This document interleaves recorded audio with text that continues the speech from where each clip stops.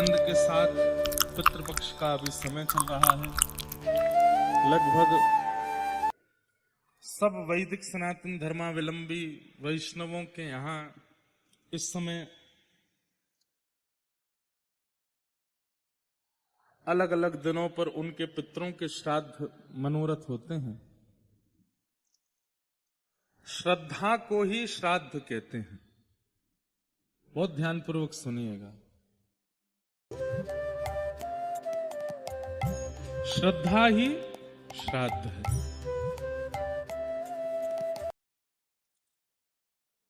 जो हमारे पूर्वाचार्य हैं, जो हमारे पूर्वज हैं, उन सबके निमित्त विशेष तिथि पर उनमें श्रद्धा रखते हुए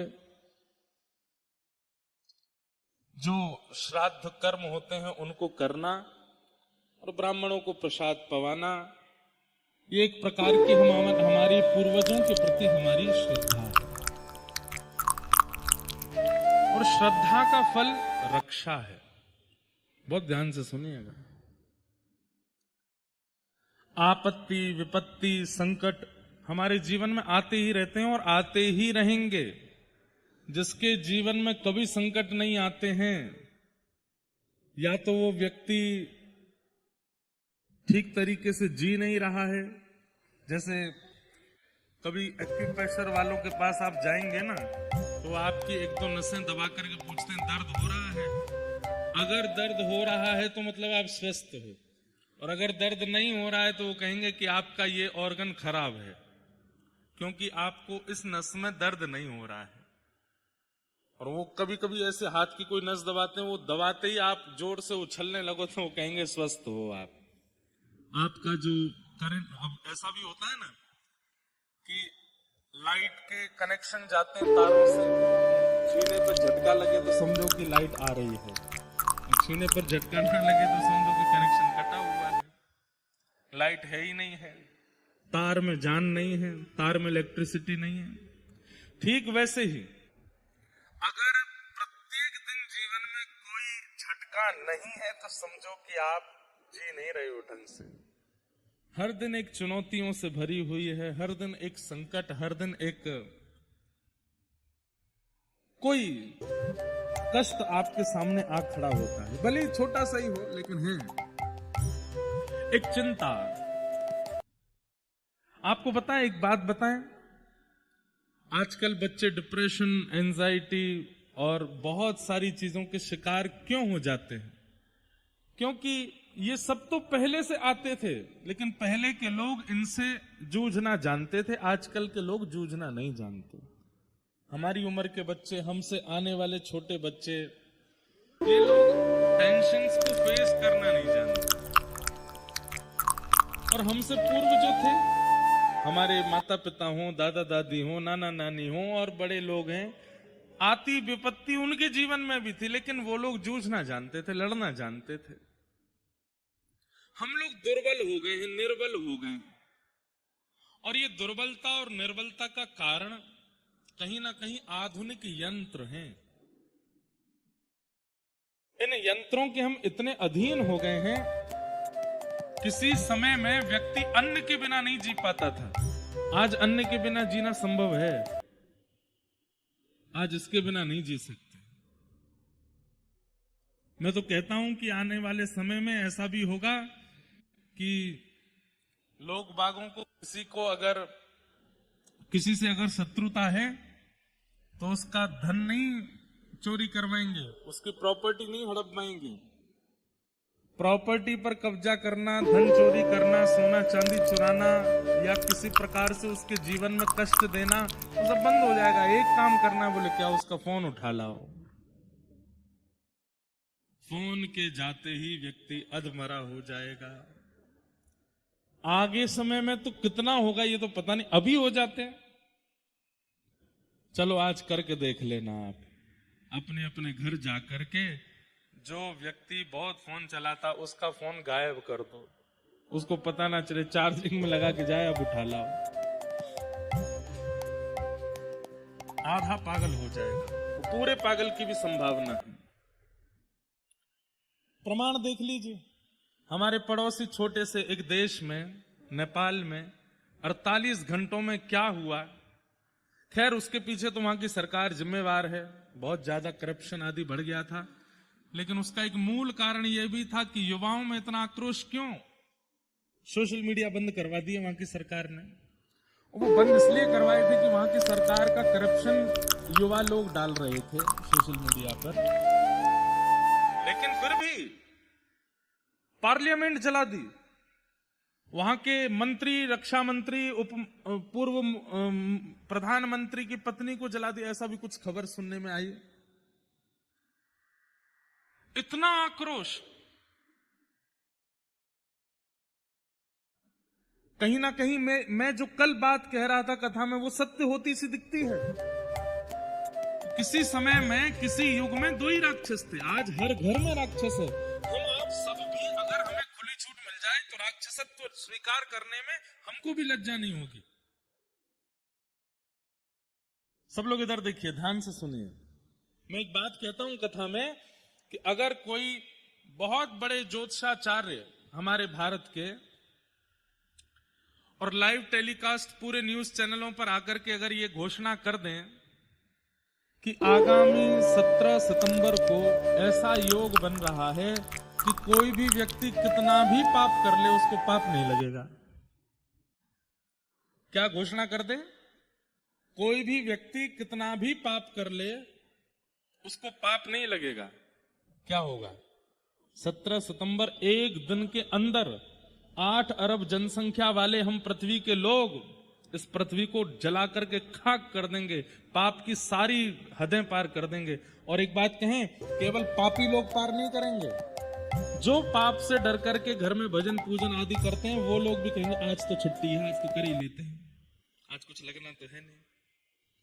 पाप के प्रति हमारा स्वाभाविक स्वभाव होता है। अगर हमें एक छूट मिलती है, बच्चे बहुत डिसिप्लिन रहते हैं घर में माता पिता के सामने, लेकिन कभी कभी ऐसा योग बनता है कि माता पिता बोले हम दोनों को जरूरी काम से जाना है, घर का ध्यान रखना। वो दिन बच्चों को इतना अच्छा लगता है, चलो आज ये दोनों जा रहे हैं, खुली छूट है, आज तो जो मनाएगा वो करेंगे। हम आप सब लोग बचे हुए हैं, हम आप सब लोग नियंत्रित जीवन जी रहे हैं। इसमें बहुत बड़ा योगदान धर्म का है, इसमें बहुत बड़ा योगदान व्यासपीठ का है, इसमें बहुत बड़ा योगदान संतों का, वैष्णवों का, आचार्य चरणों का है कि उन्होंने हमें बता रखा है कि क्या नहीं करने वाली वस्तु और उसको करने से होता क्या है। इसलिए भय के कारण हम करते नहीं हैं। लेकिन यदि सारे भय नष्ट कर दिए जाएं संसार के, तो हम लोग कुछ भी करने की सामर्थ्य रखते हैं। एक देश का प्रधानमंत्री भाग रहा है, कैसी नौबत आ गई। जबकि नेपाल देश वो देश है जिसको कभी किसी का गुलाम नहीं बनाया गया, आज तक गुलाम नहीं बना नेपाल, लेकिन इतनी विषम परिस्थिति वहां आ गई। क्यों? अन्न महंगा हो जाए, सब्जी महंगी हो जाए तो लोग बाग प्रोटेस्ट पे आ जाते हैं, थोड़े धरना वरना करने लगते हैं। लेकिन सोशल मीडिया को अगर बंद कर दिया तो पार्लियामेंट जला दिया, प्रधानमंत्री को जान मचा के भागना पड़ा। यह बात बिल्कुल सत्य है कि आगामी समय में हमारे प्राण इन्हीं में बसेंगे। बहुत खतरनाक समय है। ऐसे समय में आज के युवाओं से आप पूछ लीजिए कि श्राद्ध क्या होता है, नहीं जानते वो। उनको बस इतना पता है कि इस दिन हमारे दादाजी का है, इस दिन दादी जी का है, इस दिन उनका है, ऐसे ऐसे है, पर उसका मतलब क्या है नहीं जानते। आप कहोगे श्राद्ध तो बहुत ऊंचे लेवल की बात हो गई, दीपावली का मतलब नहीं पता, होली पर हम लोग रंग क्यों लगाते हैं इसका तात्पर्य नहीं पता, रक्षाबंधन पर बहन से राखी क्यों पहनते हैं इसका मतलब नहीं पता। आप कहेंगे महाराज जी दीपावली का हमको पता है, राम जी आए थे इस दिन, तो फिर लक्ष्मी गणेश की पूजा क्यों होती है और लक्ष्मी नारायण की होनी चाहिए, संग में गणेश जी क्या योग बनता है, क्यों होती है पूजा? कुछ भी तो नहीं पता हम लोगों को। इसलिए भैया हमारी आपसे प्रार्थना है, बहुत भयावह समय आने वाला है। 15 दिन के अंदर 2 ग्रहण पड़ रहे हैं और ये सालों बाद हो रहा है। अभी चंद्र ग्रहण निकल करके गया, और वो भी चंद्र ग्रहण कब पड़ा है? श्राद्ध में। और अभी फिर से सूर्य ग्रहण आने वाला है। ग्रहण काल, उसमें इतना भजन, इतना साधन, इतना नियम करने की आज्ञा क्यों देते हैं? क्योंकि हमारे बने हुए जीवन को भी बिगाड़ने की सामर्थ्य रखता है ग्रहण काल, अगर उसमें हमने अनुचित कृत्य नहीं किया तो। और ऐसे ग्रहण काल, जबकि कहते हैं कि कोई भी श्राद्ध पक्षों में कोई भी तिथि, मुहूर्त या कोई भी दिवस प्रकट होता है तो उसका एक महत्व होता है। ग्रहण काल आ रहे हैं, वो भी श्राद्ध पक्ष में आ रहे हैं, वो समय दूर नहीं है, बहुत भयावह समय आने वाला है। पूरी भारत भूमि, जगह जगह नदियां उफान भर रही हैं, कितने खेत नष्ट हो गए, कितने लोगों के जीवन उजड़ गए। आसपास के देशों में युद्ध चल रहे हैं, कहीं पर मिसाइलें चल रही हैं, कहीं पर गृह युद्ध चल रहा है, कहीं पर कुछ चल रहा है। ऐसी परिस्थिति है, भारत फिर भी बचा हुआ है अभी तक, बहुत हद तक। क्यों? क्योंकि मैं और आप जैसे लोग अभी भी समय निकाल करके कथा सुन रहे हैं, भजन कर रहे हैं, ठाकुर जी की सेवा कर रहे हैं। जिस दिन इतना भी बंद हो जाएगा भारत में, उस दिन भारत की हालत भी वैसी हो जाएगी जैसे अन्य देशों की है। लेकिन भारत की हालत ऐसी होगी नहीं, क्योंकि चाहे जैसी परिस्थिति आ जाए, भजनानंदी वैष्णवों की गणना भारत में कम होगी नहीं। आप और हम तो प्रत्यक्ष दिखने वाले वैष्णव हैं, ऐसे कितने अप्रत्यक्ष वैष्णव हैं जो छुप करके भजन कर रहे हैं, जिनका भजन हमको पता ही नहीं है। इसलिए भैया हमारी प्रार्थना है, हमारे शास्त्रों में वर्णित जो नियम है उनका पालन कीजिए। श्राद्ध पक्ष में अपने पितरों का श्राद्ध करना, उनके प्रति श्रद्धा अर्पित करना, इससे क्या होता है? जैसे कई बार कहा जाता है आपको पितृदोष है। पितृदोष का मतलब क्या होता है? पितृ नाराज हो गए आपके? नहीं। पितृदोष का कारण यह होता है कि, बहुत ध्यान से सुनिएगा, हमारे परिवार के पूर्वज जब प्रस्थान कर जाते हैं, तो प्रस्थान करने के बाद जब ठाकुर जी के सन्मुख वे पहुंचते हैं, तो ठाकुर जी उनको अपने निजलोक में निवास दे देते हैं। तब ठाकुर जी से हमारे ही वे जन जाकर के प्रार्थना करते हैं, मैं सराफ परिवार से आया हूं, या मैं उपाध्याय परिवार से आया हूं, हे नाथ, मेरे बच्चे, मेरी बहुएं, मेरे बालक, ये सब लोग मेरे से बहुत प्रेम करते थे, बहुत स्नेह करते थे। अब तो मेरा संबंध इनसे टूट चुका है, पर फिर भी नाथ मैं बस इतनी कृपा आपसे चाहता हूं कि इस परिवार पर कृपा बनाए रखना। हमारे पितृ जाकर के ठाकुर जी से हमारी प्रार्थना करते हैं कि आप इन पर कृपा बनाए रखना ठाकुर जी। ठाकुर जी कहते हैं, अच्छा तुम इतनी इनकी जो है जैक लगा रहे हो तो अपने परिवार के लोगों की, देखते हैं श्राद्ध पक्ष में तुम्हारा श्राद्ध ये लोग कैसे करेंगे। तो जब उसकी श्राद्ध तिथि आती है हमारे पितृ की, और उस दिन जब परिवारी जन कुछ भी विशेष नहीं करते और बिल्कुल अश्रद्धा पूर्वक करते हैं, तब ठाकुर जी मंद मंद मुस्का करके व्यंग कसते हैं, देखो तुम्हारे परिवार के लोग क्या कर रहे हैं, कुछ भी नहीं, श्राद्ध के नाम पर केवल खाना पूर्ति जैसी कर रहे हैं, और तुम इन्हीं की हमसे प्रार्थना कर रहे थे कि इन पर कृपा बनाए रखना, इन पर अच्छे रखना, इनको भला रखना। तब हमारे पितृ नाराज नहीं होते, दुखी हो जाते हैं। वे कहते हैं, ठाकुर जी अब तो हमें लगता है कि स्वार्थी थे ये लोग, इनके पास हम रहे, जब तक हम थे तब तक इनका काम था, अब हम आ गए तो अब इनको कोई श्राद्ध का इनके मन में भाव नहीं है, अब हमारा भी इनके प्रति कोई भाव नहीं है, आपको इनके कर्मानुसार जो गति देनी हो वो दीजिएगा, हमारा इसमें कोई योगदान नहीं। सीधी बात। कोई व्यक्ति आपके ऊपर छतरी लेकर के चल रहा था कि आपको धूप ना लगे, ताप ना लगे, बारिश ना हो, ओले ना गिरे आपके ऊपर, लेकिन आपने उसकी कदर ही नहीं की तो वो छतरी हटा लेगा। अब जो भी होगा सब सहन करना पड़ेगा। इसलिए श्राद्ध पक्ष में हमारे यहां आज्ञा की गई कि अपने पितरों का, पूर्वजों का स्मरण किया करो। एक आचार्य चरण से हमने एक बात और सुनी, बहुत ध्यान से सुनिए।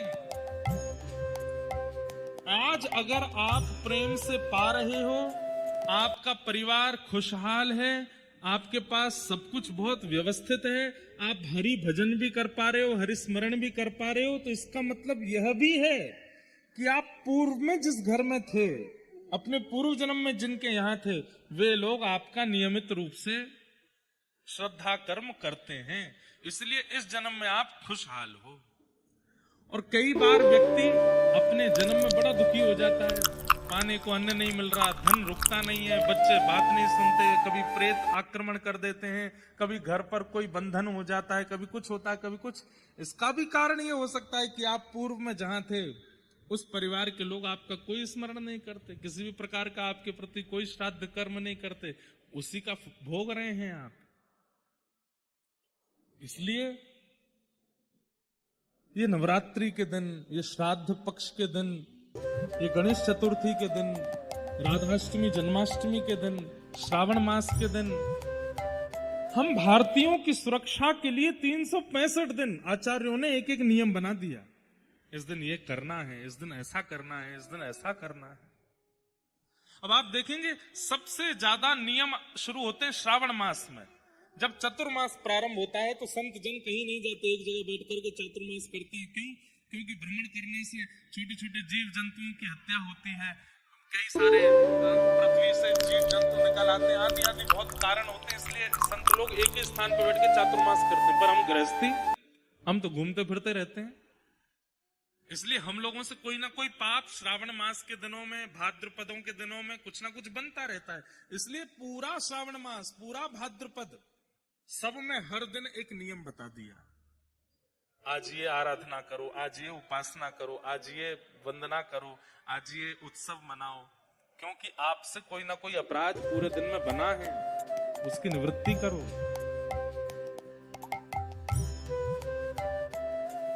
हमारे आपसे प्रार्थना है, अपने पुरोहितों के पास, अपने गुरुजनों के पास बैठ करके एक बार साल भर के जो सनातनी दिवस होते हैं उनके बारे में जानकारी लेके अपना जन्मदिन भूल जाइए, लेकिन उन वैदिक दिवसों को मत भूला कीजिए, और उन पर जो क्रिया करनी चाहिए वो किया कीजिए।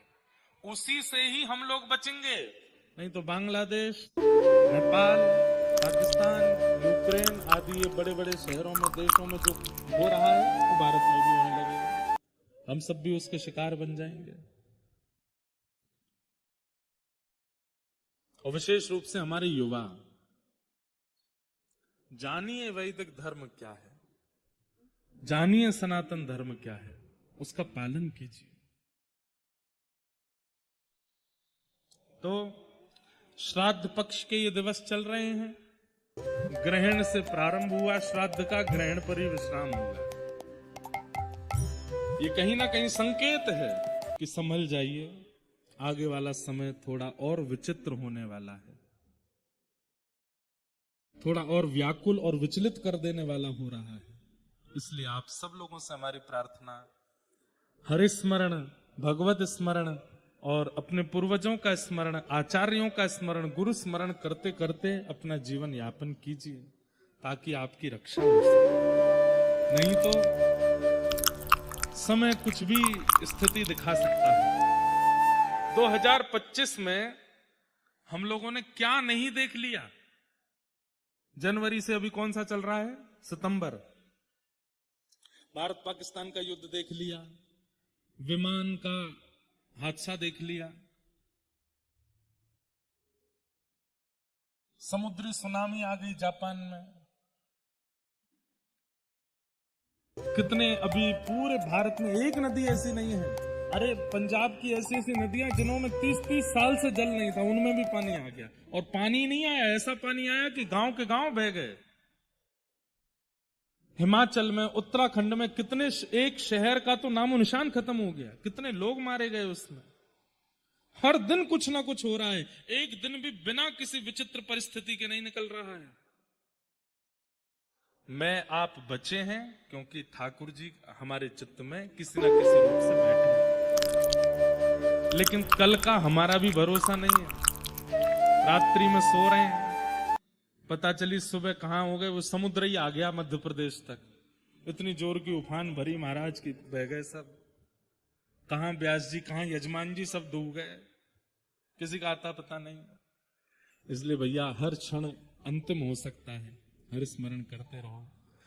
होना तो वही है जो ठाकुर जी चाहेंगे, लेकिन हम लोगों को प्रयास करना चाहिए कि हे ठाकुर जी, प्राण जाने का हमको भय नहीं। आप ये मत सोचिएगा कि आपके प्राणों की रक्षा हो इसलिए हम बता रहे हैं, प्राण जाने का भय नहीं है। लेकिन पृथ्वी पर आकर के बिना ठाकुर जी का साक्षात किए अगर हमने प्राण त्याग दिए तो ये हमारा दुर्भाग्य होगा। हे नाथ, एक बार आप प्रत्यक्ष दिख जाओ, एक बार आपके सन्मुख लीला दिख जाए, फिर भले ही प्रलय कालीन समुद्र डुबा दे, फिर भले ही हिमालय की चोटी से फेंक दिए जाए, फिर भले ही पूरी पृथ्वी पर आग लग जाए, हम जल जाएं, लेकिन एक बार ये तो हो जाएगा कि जन्म सार्थक किया, इन नेत्रों से आपको प्रत्यक्ष देख लिया।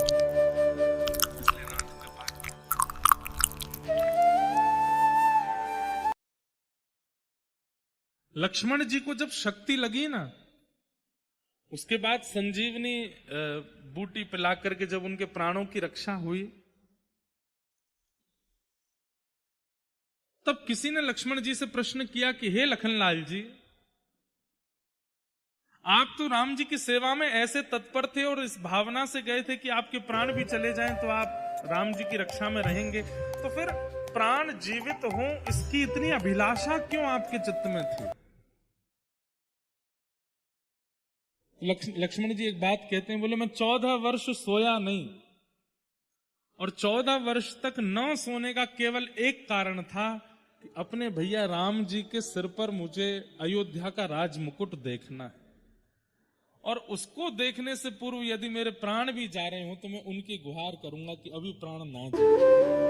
एक सवैया जैसा गाया जाता है, कागा सब तन खाइयो मेरो चुन चुन खइयो मांस, दोने नामत खाइयो मोहे पिया मिलन की आस।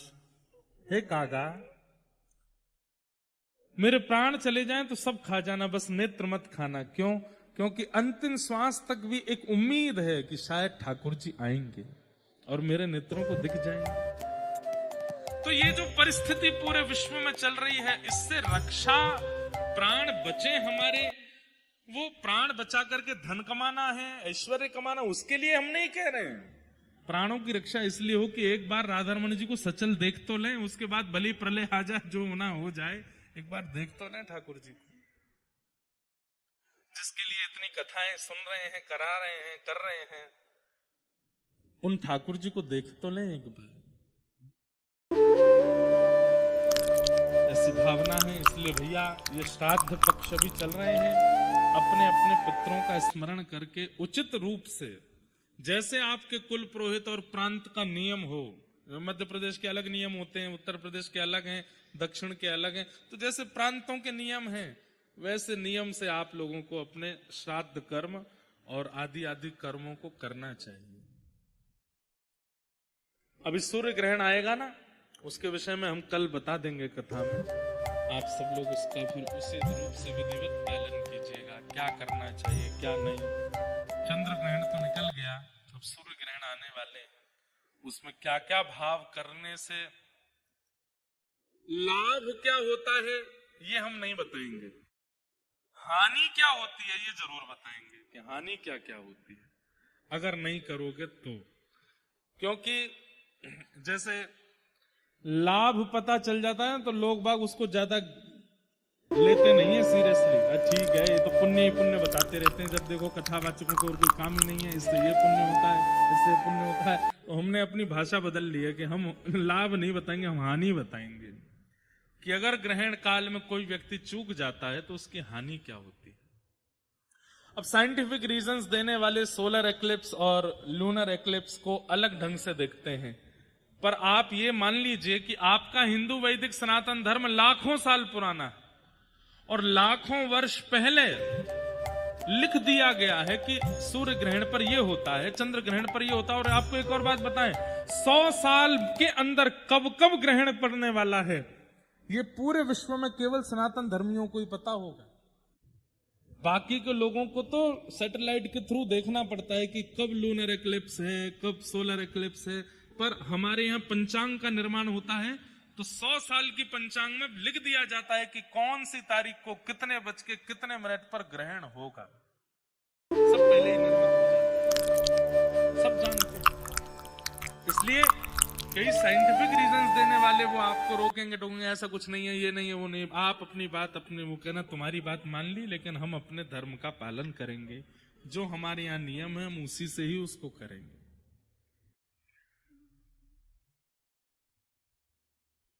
कल हम आप सब लोगों ने भागवत जी के महात्म का श्रवण परसों किया, कल 3 मंगलाचरणों पर चर्चा हुई। अब आज आगे की कथा में हम लोग प्रवेश करते हैं। 88,000 सौनकादि ऋषि नैमिषारण्य क्षेत्र में मानव कल्याण के लिए यज्ञ कर रहे थे, लेकिन यज्ञ से उनको कल्याण होगा ऐसा अनुभव नहीं हो रहा था। एक बात हम आपको बताएं, सत्संग करने वाले व्यक्ति को आभास होने लगता है, पूर्वाभास। पूर्वाभास किसको कहते हैं? जैसे आप कुछ क्रिया करने जा रहे हो, उससे पहले ही आपको आभास हो जाएगा कि इस क्रिया से लाभ होगा कि हानि होगी। ये सत्संगी व्यक्ति के साथ में होता है। जो व्यक्ति सत्संग नहीं करता ना, उसको आभास नहीं होता, वो बस करने लगता है और फिर हानि जब हो जाती है फिर रोता है। लेकिन अत्यंत सत्संगी व्यक्ति, नित्य तिलक लगाने वाला, नित्य हरिस्मरण करने वाला, नित्य गुरु आराधन करने वाला, नित्य भगवत आराधन करने वाला और सत्संग श्रवण करने वाला, कर्म भी करता है पर सत्संग भी सुनता है, ऐसे व्यक्ति को सत्संग करते करते करते करते पूर्वाभास होने लगता है।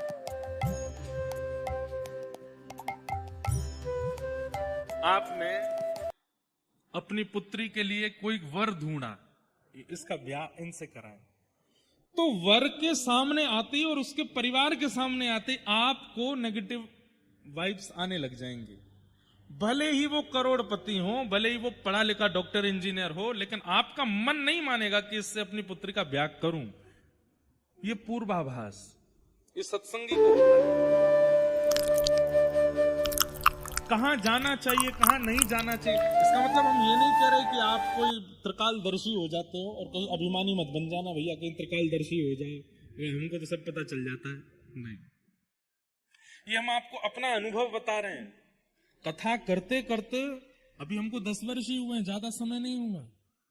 10 वर्षों में कथा की कृपा से बहुत कुछ अनुभव किया जीवन में, और उसमें एक अनुभव यह भी है, पूर्वाभास।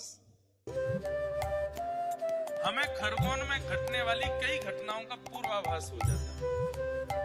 जगन्नाथपुरी में कथा होगी, वहां क्या क्या होने वाला होगा, उस ऐसा नहीं, सब कुछ बहुत छोटा छोटा।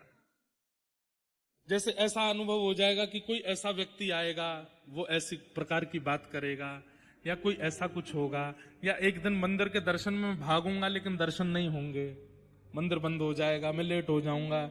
ऐसे कुछ ना कुछ पूर्वाभास होते हैं, और ये केवल मुझे नहीं हो रहे हैं, हर सत्संगी व्यक्ति को होने लगता है।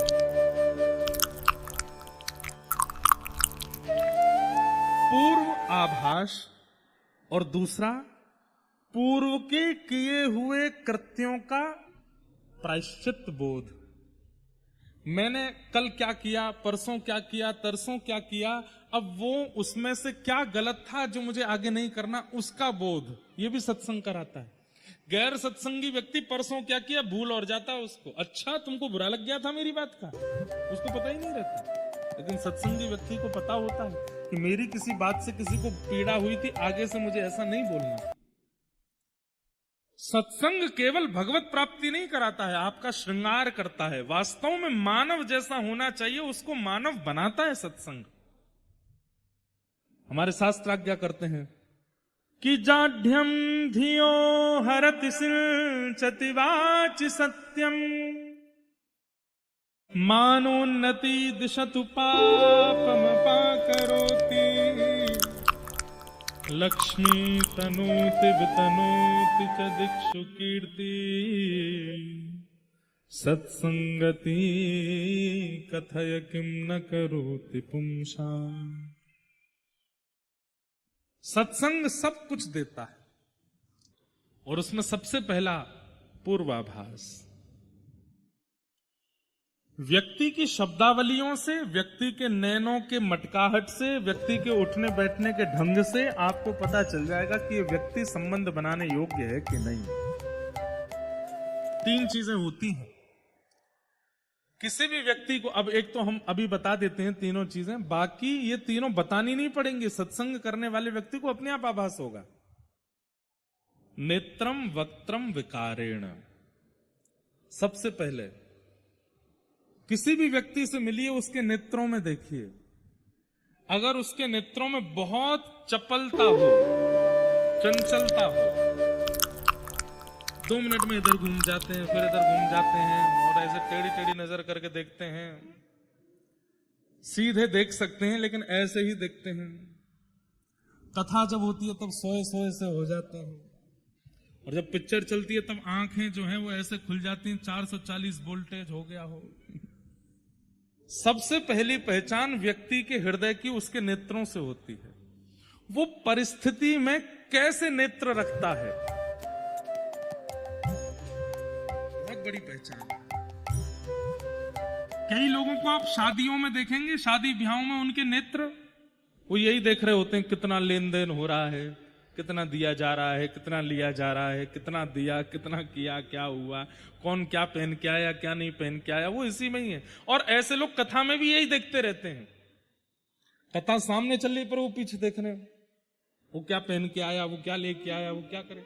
नेत्रों की स्थिति आपके हृदय का परिचय कराती है। कई लोग ऐसे बैठे होते हैं कथा में, हमको तो सब दिखते हैं, 3 घंटे वो पलक भी नहीं झपकते, वो ऐसे ही देखते रहते हैं और सुनते रहते हैं। और सबसे बड़ी बात बताएं, जिसका पूरा स्ट्रक्चर सीधा, सिर भी सीधा, गर्दन भी सीधी, अंग भी सीधे, एक आसन में, और जो ऐसे बैठकर पूरी कथा सुन रहा होता है, समझो एक एक शब्द भीतर प्रविष्ट हो रहा है। तो सबसे पहला व्यक्ति का परिचय कराता है उसके नेत्र। नेत्रों में यदि बहुत चपलता है तो इसका मतलब मन एकाग्र नहीं है व्यक्ति का। लेकिन नेत्र धीर हैं, गंभीर हैं, एकाग्र हैं, समझो हृदय विचलित नहीं है, इसका वशीकृत है। तो पहली पहचान, कभी भी किसी से भी मिलो, अब विवाहित जितने भी छोरा बैठे हैं यहाँ पे, जा छोरी ते ब्याह होने वारो हो, बाकी पहले नेत्र नहीं देख लिए, पता चली महाराज नेत्रन में डूब गए। थोड़ा ध्यान पूर्वक जाना, गुरु जी की बात मान के जाना, नेत्रों में देखना। इसीलिए पता है, जब पुराने समय में ब्याह होते थे ना, तो लड़का लड़की जब उनका पहला मिलन घर वाले कराते, तो उसमें कन्या जो होती है वो आंख खुलती नहीं, बैठी रहती, देख नहीं ले आंखों में, इसको आंखों से पता ना चल जाए। और केवल पुरुष ही क्यों, कन्याएं भी उसके नेत्रों में देखें। सबसे बड़ी पहचान व्यक्ति के उसके नेत्र होते हैं, उसके नेत्रों की स्थिति क्या है। दूसरा, वक्त्रम, शब्द। आपने कोई बात की और उस बात को कहने में सामने वाले ने प्रत्युत्तर में किन किन शब्दों का प्रयोग किया, उन शब्दों से व्यक्ति की स्थिति पता चलती है।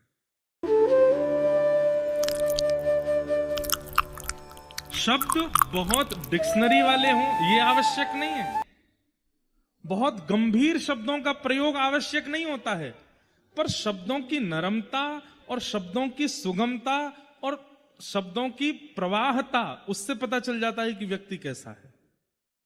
ये हम अपनी टेक्निक बता रहे हैं लोगों को पहचाने, हम तो हजारों लोगों से मिलते हैं रोज। नेत्रम, वक्त्रम।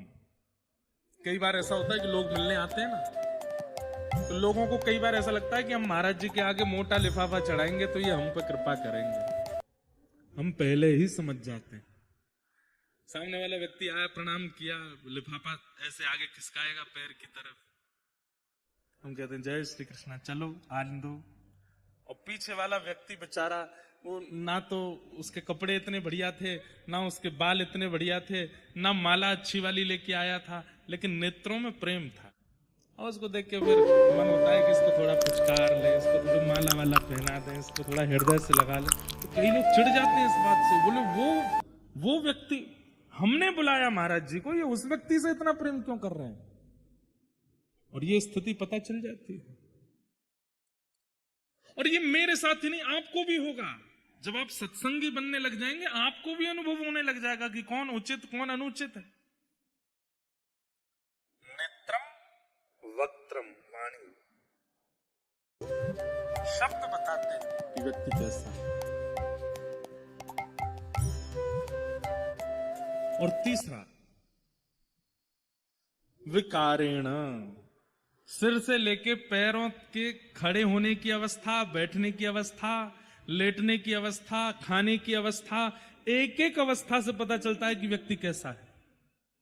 जैसे कोई व्यक्ति रिलैक्स मोड में जाता है तो कमरे में जाते वो रिलैक्स कैसे करता है?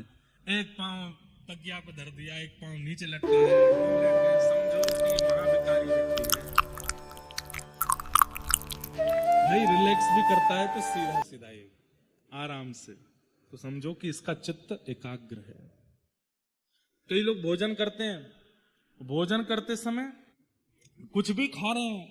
कई लोगों को हमने देखा, जैसे दूध और दही, इन दोनों का विरोध होता है, दूध दही साथ में नहीं खाने चाहिए। कई लोग खा जाते हैं, वो दूध की सामग्री भी खा लेते हैं, फिर उसके ऊपर दही भी पी लेते हैं। पेट में विस्फोट हो जाएगा तुम्हारे, कैसे कर सकते हो? तो कई लोग कर लेते हैं। और एक हमारे पंडित जी यहां तो नहीं आए, वो तो मुझे चैलेंज करते हैं, बोले मुझे चाय पिला दो फिर छाछ भी पिला दो, मैं ठीक रहूंगा। मैंने, भाई तो कैसे कर लेते हो आप ऐसा? पर ये भोजन में जो ये विकार है, ये कहीं ना कहीं हृदय की स्थिति बताता है। बहुत तीखा खाने वाला व्यक्ति, बहुत ज्यादा गरम गरम प्रसाद पा लेने वाला व्यक्ति, जैसे मंदिरों में प्रसाद जब पाते हैं मन ठंडा ही हो जाता है, क्योंकि ठाकुर जी को भोग लगा, उसके बाद रोटी भी ठंडी, दाल चावल सब ठंडे ही हो जाते हैं। उसके बाद कई लोगों को भाता नहीं, वो उसको फिर ओवन में गर्म करते हैं, फिर पाते हैं। विकार युक्त प्रसाद पाने वाला व्यक्ति, उसका भी हृदय बता देता है कि उचित नहीं है। बहुत तीखा खाना, बहुत ऐसा रहना, ये भी उचित नहीं है। और खाते समय बहुत गिरना, यहां भी गिर रहा है, वहां भी गिर रहा है, कपड़े पे भी गिर रहा है, मुंह पूरा सन गया है, दोनों हाथों से खा रहे हैं, इससे भी खा रहे हैं। इससे तो खाना ही नहीं चाहिए। अपने उल्टे हाथ से तो थाली भी स्पर्श नहीं करनी चाहिए सन्मुख रखने के बाद। पर हम लोग अंग्रेज हो गए हैं, शादियों में भी बफे चलता है, एक हाथ में लेके उससे डालते रहते हैं, खाते रहते हैं। नहीं, विकारेण। आप आराम कैसे करते हो, आप भोजन कैसे करते हो, आप एकांत में बैठते कैसे हो, आप लेटते कैसे हो, सोते कैसे हो, स्नान कैसे करते हो, एक एक प्रक्रिया आपके हृदय की गति बताती है। और जो व्यक्ति इन तीनों में निपुण होगा, नेत्र गंभीर हैं, वाणी भी सधी हुई है और विकार आकार भी शुद्ध है, उस व्यक्ति का हृदय निश्चित एकाग्र होगा, विचलित नहीं होगा। और यह पता चल जाता है एक वैष्णव व्यक्ति को, एक सत्संगी व्यक्ति को, इन तीनों से पता चल जाता है कि व्यक्ति कितना संबंध बनाने योग्य है, कितना समीप बुलाने योग्य है। सत्संग पूर्वाभास करा देता है, व्यक्ति का परिचय करा देता है, अनुभव कराने लगता है, क्या कहां कैसे क्या घटना घटने वाली है। ऐसे ही 88,000 सौनकादि ऋषियों को यज्ञ कर रहे हैं, पर यज्ञ में आहुति डालते डालते उन्हें अनुभव हो रहा है कि हम जिस कारण से यज्ञ कर रहे हैं वो सफल होगा नहीं, इसलिए मध्य में ही उन्होंने यज्ञ को रोक दिया। और तभी वहां परम विद्वान श्री सूत जी का आगमन हुआ, और सूत जी से सौनकादि ऋषियों ने प्रश्न किया, मानव कल्याण कैसे होगा? इसके प्रति हमारे 6 प्रश्न हैं। किम श्रेय शास्त्र सारः क स्व अवतार प्रयोजनम, किम कर्म के अवतारश्च धर्म कम शरणम गतः। इन 6 प्रश्नों के कृपा कर हमें उत्तर दीजिए। कौन कौन से प्रश्न हैं? सबसे पहला, किम श्रेय, भगवान के अवतार का श्रेय किसको जाता है? ठाकुर जी रावण को मारने आए थे कि कुब्जा को दर्शन देने आए थे? ठाकुर जी कंस वध करने के लिए आए थे कि वहां सबरी के बेर खाने आए थे? सीधी बात, राक्षसों के लिए भगवान आते हैं कि भक्तों के लिए आते हैं? भगवान के अवतार का श्रेय किसको जाता है? पहला प्रश्न। वाल्मीकि रामायण में एक बहुत सुंदर प्रसंग आता है। जब विभीषण शरणागति के लिए आए, तो भगवान ने विभीषण को देख करके एकांत में जाकर के सारे अपने वानरों की और जो भी थे साथ में सबको बुला करके एक मीटिंग की, और राम जी ने सबसे पूछा, बताइए विभीषण शरण में आया है, इसको लेना चाहिए कि नहीं? सब अपना अपना मत रख रहे थे, ले लीजिए, कोई कह रहा था मत लीजिए, कोई कह रहा था ले लीजिए। तभी भगवान ने, राम जी ने वानर राज सुग्रीव से पूछा, बोले सुग्रीव जी आप अपना अंतिम निर्णय सुनाइए, आपका निर्णय जो होगा हम वही करेंगे। तो सुग्रीव जी को थोड़ा सा मान हो गया, बोले राम जी सबके सामने कह रहे हैं, मैं जो कहूंगा वो करेंगे। तो सुग्रीव जी बड़ी विद्वत्ता से बोलने लगे, बोले देखिए भगवान है तो रावण का भाई, एक ही नगर में रहे हैं, एक ही सन्निधि में रहे हैं, संग दोष विभीषण के अंदर भी आया तो होगा। भले ये महात्मा बनना घूम रहा है, लेकिन रावण की संगति का असर इस पर हुआ तो होगा। इसलिए मेरी ऐसी इच्छा है कि आप इसको स्वीकार मत कीजिए। लेकिन राम जी तो बड़े कौतुकी हैं, ठाकुर जी कब क्या कर दें कोई पता थोड़ी है।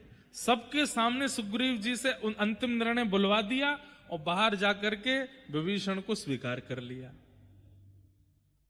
ये बात देख करके सुग्रीव को बहुत बुरा लगा, बोले कि मुझसे भीतर क्यों बुलवा दिया, फिर मेरा निर्णय सुना ही क्यों इन्होंने, और मुझे सबके सामने बोलने पर मजबूर क्यों किया जब इनको अपने मन की करनी थी तो। और उस समय सुग्रीव ने मन में विचार किया, ये अकेले ही सीता जी की खोज कर ले, मैं तो सारे वानरों को लेकर के वापस चला जाऊंगा। तब वहां वाल्मीकि रामायण में राम जी थोड़े गुस्सा हो गए और सुग्रीव से कहते, इधर आओ, क्या सोच रहे हो आप अपने मन में? सुग्रीव बोले नहीं कुछ भी तो नहीं। बोले नहीं, तुमने मन में ये सोचा कि हम अकेले सीता जी की खोज करते हैं। देखिए सुग्रीव जी, अगर आप ये विचार कर रहे हैं कि आपके बिना ये संभव नहीं है तो भूल जाइएगा। रावण को मारने के लिए लंका जाना हमारा अनिवार्य नहीं है। यहीं बैठे बैठे एक तिनका उठा करके अगर बीच से उसको विदीर्ण कर देंगे तो वहां बैठा बैठा रावण मर जाएगा। जितनी देर में लक्ष्मण अपने पलक झपकते हैं, इतनी देर भी नहीं लगेगी हमको रावण को मारने में। ये सारी लीला तो केवल अपने भक्तों को सुख देने के लिए हम कर रहे हैं। अरे एक कथा सुनाते हैं आपको। रावण की भगवान श्री राम से शत्रुता एक जन्म की नहीं है, एक पीढ़ी की नहीं, अनेक पीढ़ियों की है। प्रभु श्री राम किस वंश में प्रकट हुए? जोर से बोलो, कौन सा वंश? रघुवंश। वैसे देखा जाए तो सूर्य वंश। सूर्य वंश में एक राजा हुए जिनका नाम था रघु, और उन रघु राजा के प्रताप से ठाकुर जी इतने प्रसन्न हो गए कि ठाकुर जी ने उस पूरे वंश का नाम ही रघुवंश कर दिया। और ठाकुर जी ने दूसरा वचन ये दिया कि इस वंश में मैं भी अवतार लूंगा, क्योंकि रघु महाराज इतने प्रतापी हुए। कैसा प्रताप था रघु जी का? तो कथा आती है कि रावण ने पूरे विश्व पर दिग्विजय कर ली। सब लोग इधर देखिए, ध्यान से सुनिए।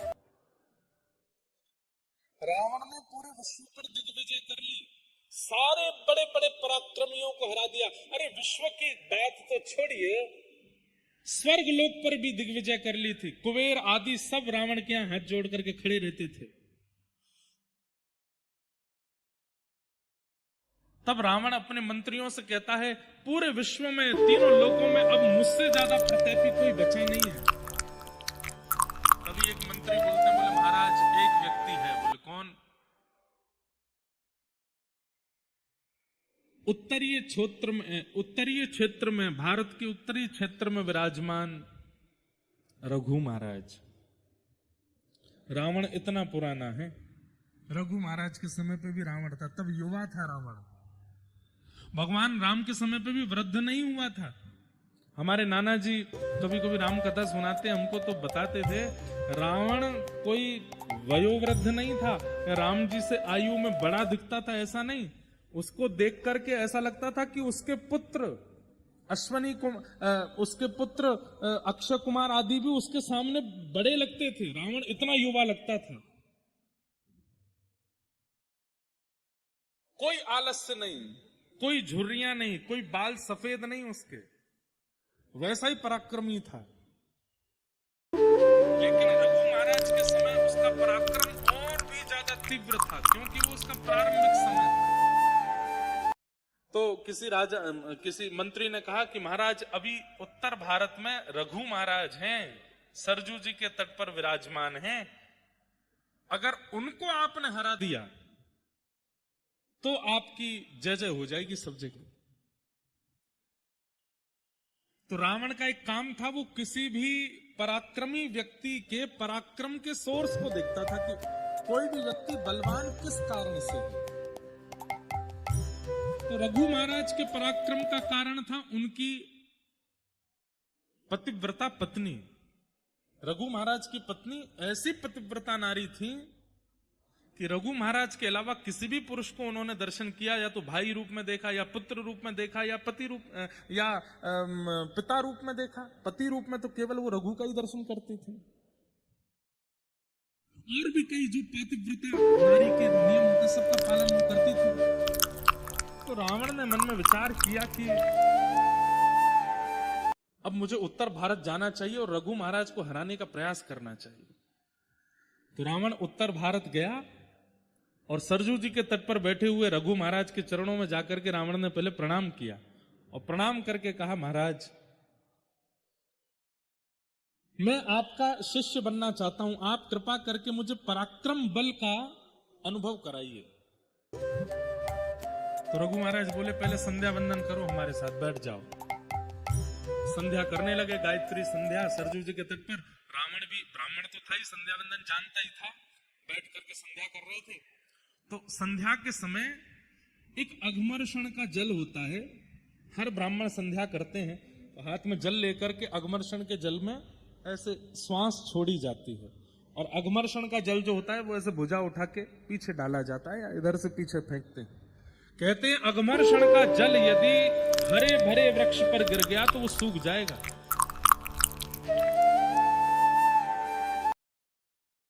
रघु महाराज जब अघमर्षण का जल हाथ में लेकर के बैठे थे, तभी उनके चिंतन में आया कि दक्षिण भारत में कोई एक गरीब ब्राह्मण है, उसके पास एक गैया है और उसके गाय के ऊपर एक शेर ने आक्रमण कर दिया है, और वो ब्राह्मण विचलित होकर के गुहार कर रहा है, प्रार्थना कर रहा है, मेरी गैया को बचा लो, मेरी गैया को बचा लो, मेरे भोजन का कारण केवल ये गाय है, इसकी रक्षा कर लो। लेकिन कोई भी रक्षा नहीं कर पा रहा था। तब उस ब्राह्मण ने दक्षिण भारत में बैठे बैठे मन में विचार किया कि अगर रघु महाराज यहाँ होते तो मेरी गाय की रक्षा करते।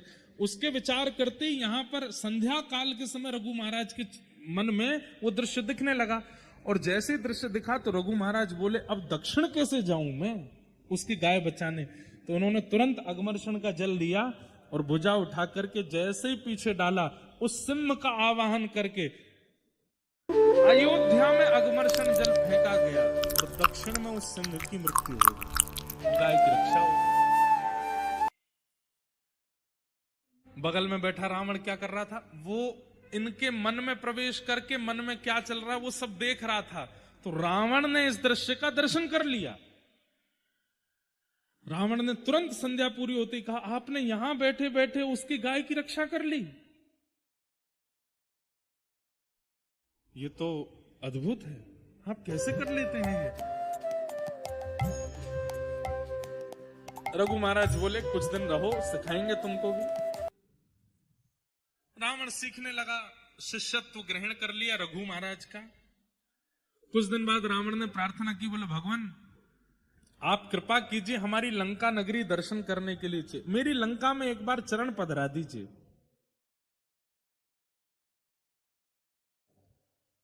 रघु महाराज ने तुरंत एक सीख उठाई और सीख उठा करके सरजू जी के तट पर बैठे बैठे ही पूरा नक्शा बना दिया और कहा ये तुम्हारी लंका है। बोले जी ये उत्तर द्वार है, ये दक्षिण द्वार है, ये पूर्व द्वार है, ये पश्चिम द्वार है, यहाँ तुम्हारी पत्नी का कक्ष है, यहाँ तुम्हारा भाई कुंभकर्ण सोया है, यहाँ तुम्हारे भाई विभीषण रहते हैं, यहाँ तुम्हारे बच्चे रहते हैं, ये रहते हैं, वो रहते हैं। देखते ही बोले आप गए लंका? बोले मैं कभी नहीं गया। बोले आपको कैसे पता? ये तक बता दिया कहाँ कौन सा वृक्ष है और उस वृक्ष में कैसे पुष्प लगे हैं, कैसे फल लगे हैं। अयोध्या में बैठे बैठे रघु महाराज ने पूरी लंका दिखा दी रावण को। इतने में ही रावण चरणों में जैसे गिरा तो थोड़ा रावण से बचने के लिए, थोड़ा पीछे हटने के लिए उनका जो हाथ था रघु महाराज का, वो लंका के बनाए हुए नक्शे के एक कोने में थोड़ा पड़ गया, तो वो लंका का वो नक्शा जो था एक कोने से मिट गया। तो रघु महाराज बोले राम राम राम राम, ये तो अनर्थ हो गया। तो रावण बोला क्या हो गया? बोले ये गलती से हमारा हाथ पड़ गया, इतना हिस्सा तुम्हारी लंका का समुद्र में डूब गया होगा। रावण बोला आप क्या बात कर रहे? बोले जाके देख लो। रावण जब गया तो उतना हिस्सा टूट के समुद्र में डूब गया था। रावण ने कहा भैया ये सामान्य नहीं है, मैं कितना भी इनके चरणों में रह लूं ऐसी विद्या तो मैं प्राप्त कर ही नहीं पाऊंगा। अगर मैं ऐसी विद्या प्राप्त नहीं कर सकता तो ऐसे विद्या वाले को रहने भी नहीं दूंगा पृथ्वी पर। अब रघु महाराज से मुझे सीखना नहीं है, इनको नष्ट करना, क्योंकि मुझसे पराक्रमी ज्यादा है और मैं ऐसा पराक्रम कभी नहीं सीख पाऊंगा। बहुत दिन बाद हमको ये कथा याद आई है, ध्यान से सुनना। तो रावण ने क्या किया? बोले अब इन जैसा तो मैं नहीं बन पाऊंगा, तो इन्हीं को नष्ट कर दूं। और कैसे नष्ट करूंगा? बोले इनको नष्ट करने का एक ही उपाय है, इनके पत्नी का पातिव्रत धर्म नष्ट हो। और वो कैसे होगा? एक दिन रघु महाराज कहीं दूर देश गए हुए थे। रावण ने मन में विचार किया आज मैं रघु महाराज का रूप धारण करके जाऊंगा और इनकी पत्नी का पातिव्रत नष्ट कर दूंगा। रावण रघु महाराज का रूप बना करके अयोध्या में घुस गया। सब लोगों को लगा कि रघु महाराज जी, सब प्रणाम करने लगे, सब वंदन करने लगे। लेकिन जैसे ही रावण ने अपने निज कक्ष में प्रवेश किया रघु महाराज के, तो रघु महाराज की पत्नी, उन्होंने जैसे नेत्र उठा करके देखा, देखते ही पहचान गई। बोली रावण तुम्हारी इतनी हिम्मत, तुम मेरे कक्ष तक घुसे चले आए भीतर। तो रावण बोला मेरे रूप को कोई नहीं पहचान पाया, आप कैसे पहचान गए? तो बोले रघु महाराज का एक नियम है। और क्या? वो जब अपने राजभवन में प्रवेश करते हैं तो उनके मस्तक पर अयोध्या के रज के कण दिखाई देते हैं। वो नित्य अयोध्या को प्रणाम करते हैं, यहाँ की रज को लगा करके आते हैं। तो तुम्हारे माथे पर वो रज दिखाई नहीं दे रही। तुम उन जैसा रूप तो बना लिया लेकिन उन जैसा नियम नहीं ला पाए, इसलिए मैं पहचान गई हूं कि तुम रावण नहीं, तुम रघु नहीं। और भी कई नियम है। रघु महाराज जब कक्ष में आते हैं तो वो सीधा मुझसे बात नहीं करने लगते, उनका एक नियम है, उनका एक शिष्टाचार है, वो तो तुम सीख नहीं पाए। केवल रूप बनाने से कोई रघु महाराज थोड़ी हो जाएगा। तुरंत आज्ञा कर दी, बोले इसको बंदी बना लो।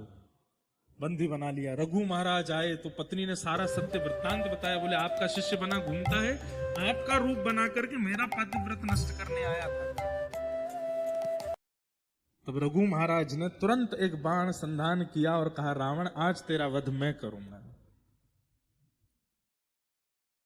इतने में ही ब्रह्मा जी प्रकट हो गए, क्योंकि रावण ब्रह्मा जी की खूब उपासना कर चुका था, शंकर जी की उपासना, देवताओं की खूब उपासना उसने करी थी।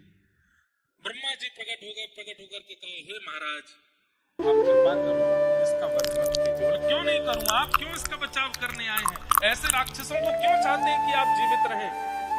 तो ब्रह्मा जी ने कान में बताया क्योंकि भगवान ने संकल्प लिया है कि वे आपके वंश में अवतार लेंगे और वे आपके वंश को सुशोभित करेंगे अवतार धारण करके, और अवतार धारण करके वे ही इस राक्षस का वध करेंगे। कृपा करके आप इसको मत मारिए। रघु महाराज बोले अब तो बाण चढ़ गया, अब तो हमने संकल्प ले लिया। पहले ऐसा नहीं होता था कि गोली भरी और जिसको मन था कर दिया।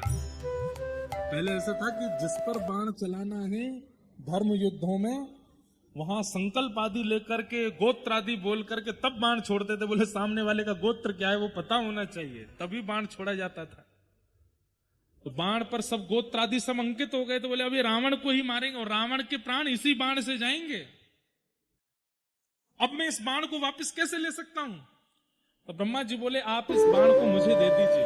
जब कालांतर में प्रभु श्री राम आपके वंश में आएंगे, यही बाण उनको दे दिया जाएगा, इसी से वो इसको मारेंगे और इसी से उसका वध होगा। इसलिए कईयों ने प्रश्न किया, बोले राम जी ने 32 बाण मारे, 33 बाण मारे, 50 बाण मारे, रावण क्यों नहीं मरा? क्योंकि उसके प्राण जिस बाण में थे वो बाण अंत में आकर के मिला। फिर नाभि तो बहाना बना, और नाभि का भी एक प्रमाण है कि नाभि में मारना है तभी, पर वास्तविकता यह है कि इसके बीच की एक कथा और है। जब राम जी ने अनेक बाण मारे और रावण नहीं मरा, तब विभीषण जी ने बताया, पहली बात तो ये बताई कि नाभि में मारो, दूसरी बात बताई बोले प्रभु इन बाणों से नहीं मरेगा ये, क्योंकि इसके प्राण तो पहले ही एक बाण पर आपके पूर्वज रघु महाराज ने लिख दिए थे, और वो बाण इस वक्त ब्रह्मा जी के पास है। तुरंत राम जी ने ब्रह्मा जी का आह्वान किया तो ब्रह्मा जी ने तुरंत बता दिया, बोले महाराज मेरे पास नहीं है। बोले जब मैंने रघु महाराज से बाण ले लिया था तो रावण ने देख लिया था, रावण को पता था कि मेरे प्राण इन्हीं बाणों में है। तो रावण ने खूब घनघोर तपस्या करके मुझे प्रसन्न करके वरदान मांगा। तो मैंने कहा वरदान मांगो, तो इसने वरदान में वही मांगा कि वो बाण मुझे दे दो जिसमें मेरे प्राण हैं। राम जी बोले तुमने दे दिया होगा। बोले प्रभु मैं भूल गया था कि वो बाण मांग सकता है। बोले फिर क्या हुआ? बोले वो बाण ले जाकर के इसने लंका में कहीं छुपाया है, अब वो नहीं पता कहां है। राम जी चिंता में बैठे, बोले रावण मर नहीं रहा है, इसका तो एक बाण में प्राण है। हनुमान जी महाराज आए, बोले भगवान कितना भी बड़ा राक्षस हो, कितना भी बड़ा धनवान व्यक्ति हो, कितना भी बड़ा बुद्धिमान व्यक्ति हो, वो अपनी गोपनीय से गोपनीय चीज किसी को नहीं बताता सिवाय अपनी पत्नी के। अपनी पत्नी को जरूर बताता, और विशेष रूप से तब जब पत्नी भोली हो, सीधी हो, पत्नी को जरूर बताया था, देखो इतना लाख रुपया यहाँ रखा है, इतना करोड़ उधर रखा है, कल को मुझे कुछ हो जाए तो तुम ले लगे बच्चों का पालन पोषण कर लेना। बोले महाराज ये बात किसने कही? हनुमान जी, इसीलिए तो वो बुद्धिमान है। हनुमान जी महाराज की बुद्धि की पराकाष्ठा हनुमान चालीसा में सब बोलते हैं। उनसे बुद्धि विवेक की कामना हम लोग करते हैं, उन जैसा बुद्धिमान कौन होगा? उन्होंने कहा, बोले प्रभु हो ना हो, रावण पूरी लंका में अपने प्राण जिसमें बसे होंगे वो कहीं और नहीं, अपनी पत्नी के पास ही कहीं रखा होगा। आप कृपा करें तो मैं जाके लेके आऊं? बोले जाओ। तो हनुमान जी ने एक बटुक ब्राह्मण का रूप बनाया, पहुंच गए मंदोदरी के पास। अब मंदोदरी तो रो रही थी और रो करके बस प्रार्थना कर रही थी, हे महादेव मेरे पति की रक्षा करो, मैंने सुना है इतने बाण राम जी ने चला दिए, अभी तक तो सब ठीक है, कृपा करके मेरे पति की रक्षा करो। इतने में ही हनुमान जी आ गए ब्राह्मण का रूप धारण करके। तो मंदोदरी के पास जैसे पहुंचे तो ब्राह्मण देख करके और चरण पकड़े, हे विप्र देवता आप मेरे पतिदेव को आशीष दीजिए ना, उनका बाल बांका ना हो, ये राम जी तो भगवान ही है, उनको मार ही देंगे, मेरा सुहाग चला जाएगा, कृपा कीजिए। तुम क्यों रोती हो? अरे तुम भूल गई क्या? हनुमान जी ऐसे बात कर रहे हैं जैसे उनको सब पता है। तुम भूल गई क्या? क्या? अरे एक बाण है जिसमें रावण के प्राण बसते हैं, और वो बाण यहीं लंका में ही उसने छुपा रखा। जब तक वो बाण नहीं मिलेगा तब तक राम जी इसको कैसे मार देंगे? अब ये तो हो गई थी हजारों साल पुरानी बात। मंदोदरी बोले, अरे हाँ वो बाण तो मेरे ही भवन में रखा है। हनुमान जी बोले पता तो चल गया है, एग्जैक्ट हाउस नंबर और पता चल जाए। वो कैसे पता चलेगा? तो हनुमान जी ने एक तकनीक बताई, बोले सुनो देवी, बाण तुम्हारे भवन में है, ये बात बस मैं और तुम जानते हैं, लेकिन देवी अगर तुम चाहती हो कि रावण की रक्षा हो, अपने उस भवन में जाओ, पुष्प अक्षत चंदन माला लेकर के जाओ, और जहां पर वो बाण रखा है वहां पर पुष्प चढ़ा देना, अक्षत चढ़ा देना, आरती कर देना, और जब तक ये युद्ध चल रहा है उस स्थान का पूजन करती ही रहना। एक भी क्षण के लिए वो पुष्प अक्षत चंदन से विहीन नहीं होना चाहिए स्थान, नहीं तो कोई भी उस बाण का वहां से हरण कर लेगा। और मंदोदरी बोली मैं अभी जाती हूं। हनुमान जी बोले जाओ, अब मैं भी मक्खी बन के आऊं पीछे। हनुमान जी लेक्से से बन गए। मंदोदरी गई थाली सजा करके अपने निज भवन में। खूब सारे खंबे लगे थे, उनमें पीछे एक खंबा था जिसमें वो बाण चिना हुआ था भीतर। मंदोदरी गई, वहीं जाकर के जैसे ही माला चढ़ाई, अक्षत आदि लगाए, हनुमान जी छोटे से बन के गए, इतने में विशाल रूप धारण किया और एक मुष्टिक प्रहार करके खंभ भेदन करके भीतर से बाण निकाला, लेकर के सीधे राम जी के पास गए और जाके चरणों में अर्पित कर दिया, लीजिए प्रभु मार दीजिए। और तब राम जी ने अंतिम बाण धारण करके जैसे ही रावण में मारा, वध हो गया। कितनी कितनी कथाएं, कितने गुप्त गुप्त रहस्य सब जगह निर्मित हैं, लिखे हैं। कोई भी चीज ऐसी है नहीं, 60 कोटि रामायण है, करोड़ों रामायण है, ऐसी ऐसी कथाएं हैं जो कभी किसी ने सुनी नहीं। पर इस पूरी कथा को सुनाने का हमारा उद्देश्य क्या था?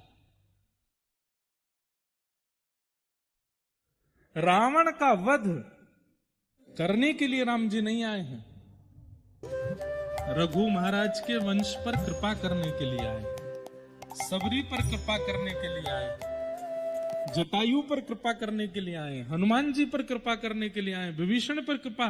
क्योंकि स्वयं भगवान कहते हैं दुष्टों का संहार वैकुंठ में बैठे बैठे मैं कर सकता हूं, लेकिन सबरी के बेर वैकुंठ में कैसे खाऊंगा?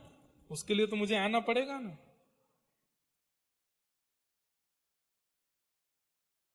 भाई किसी अप्रेमी व्यक्ति का त्याग तो आप घर में बैठे बैठे डिसीजन ले लोगे कि मैंने उसका त्याग किया, लेकिन किसी को स्वीकार करने के लिए तो उसके पास जाना पड़ेगा ना।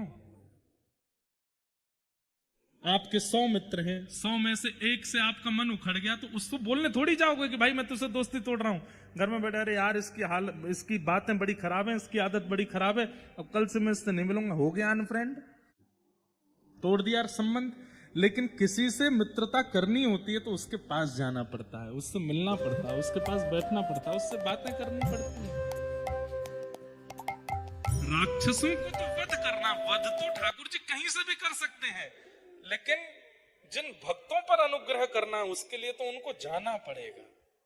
इसलिए ठाकुर जी का अवतार राक्षस वध के लिए नहीं हुआ है, भक्तों पर कृपा करने के लिए। हमारे लिए आए हैं ठाकुर जी, राक्षसों के लिए थोड़ी आए हैं।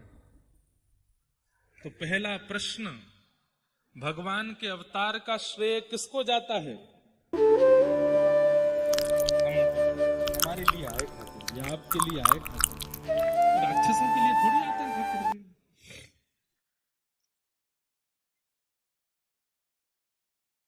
भक्तों के लिए आते हैं।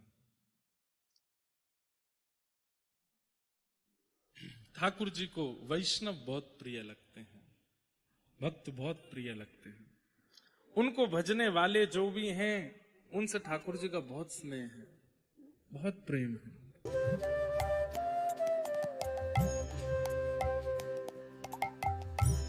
किन श्रेय शास्त्र सारः क, इतने शास्त्रों का सार क्या है?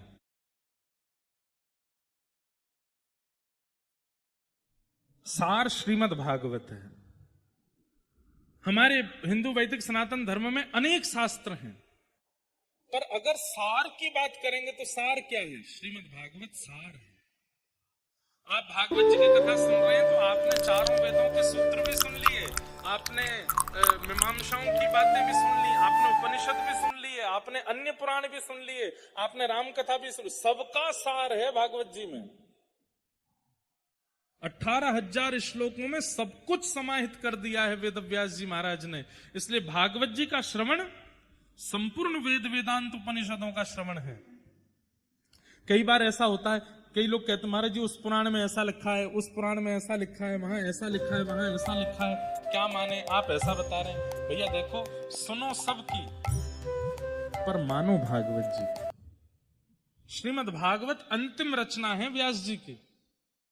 इसका मतलब क्या है? सबका सार यहां पर समाहित कर दिया है वेद व्यास जी महाराज ने।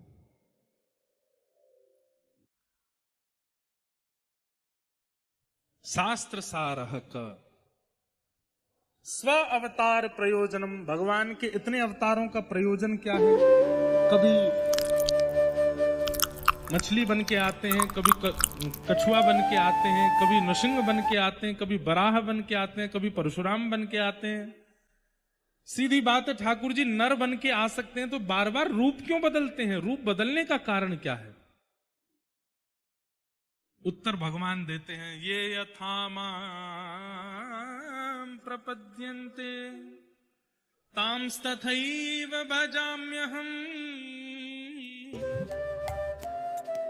जो मुझे जैसे भजता है मैं वैसे ही उसके सामने प्रकट होता हूं।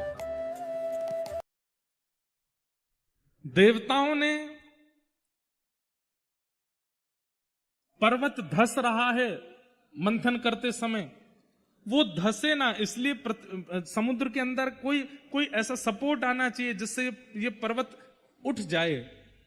उस भाव से ठाकुर जी को पुकारा, तुम कछुआ बन के आ गए ठाकुर जी।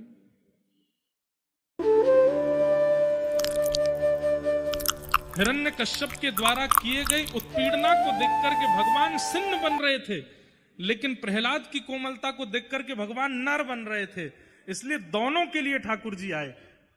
अपने भक्त पर उत्पीड़ना करने वाले उस हिरण्यकश्यप को सिंह की तरह मारना चाहते हैं और प्रहलाद को नर की तरह प्रेम करना चाहते हैं, इसलिए नरसिंह बन करके आ गए। ठाकुर जी का एक एग्जैक्ट रूप नहीं है, जो जैसा भजता है ठाकुर जी वैसे बन के आ जाते हैं, वैसे ठाकुर जी प्रकट हो जाते हैं। इसलिए श्रीमद् भागवत के द्वारा सुंदर सुंदर ठाकुर जी का रूप बताया जाता है। ठाकुर जी का मुख ऐसा है, ठाकुर जी के नेत्र ऐसे हैं, ठाकुर जी की नासिका ऐसी, ठाकुर जी का श्रृंगार ऐसा, ठाकुर जी की चाल ऐसी, ठाकुर जी के वस्त्र आभूषण ऐसे हैं। सर्वांगीण रूप का सुंदर वर्णन किया जाता है ताकि वैसे ही व्यक्ति उनका चिंतन करे तो वैसे ही ठाकुर जी प्रकट होंगे उसके सामने।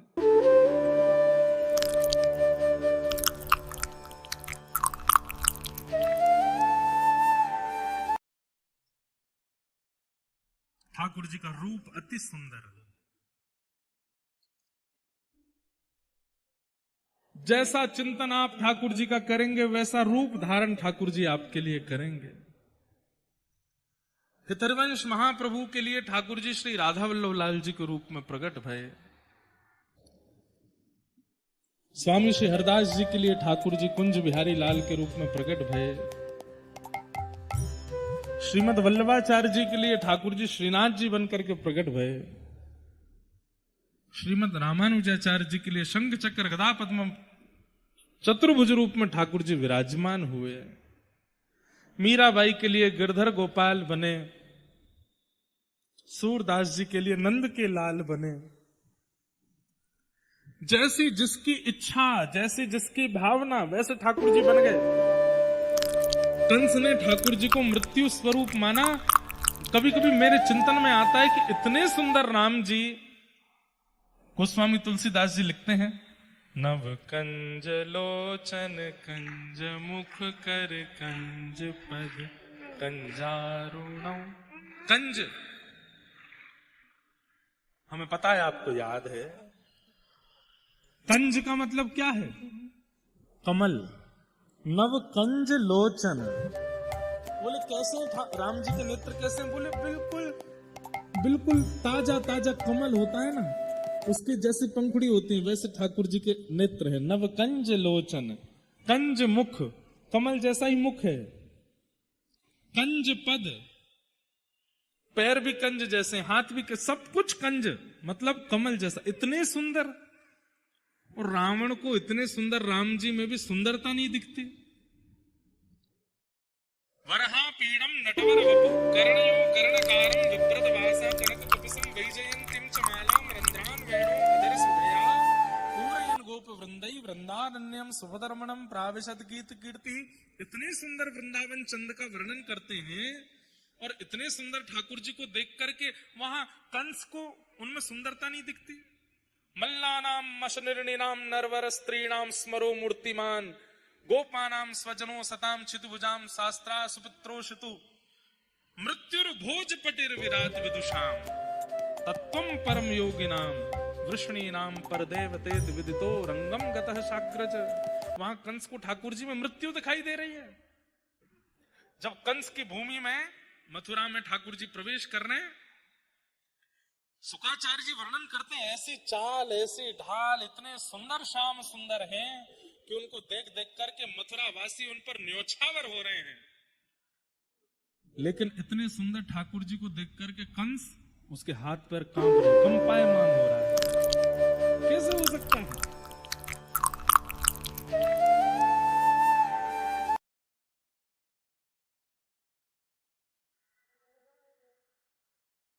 क्योंकि कंस के चित्त में ठाकुर जी मृत्यु स्वरूप हैं, इसलिए मृत्यु सुंदर नहीं होती, मृत्यु से तो भय लगता है। जैसा चिंतन आप कर लोगे वैसे ठाकुर जी बन जाएंगे। हम तो कैसा चिंतन करें?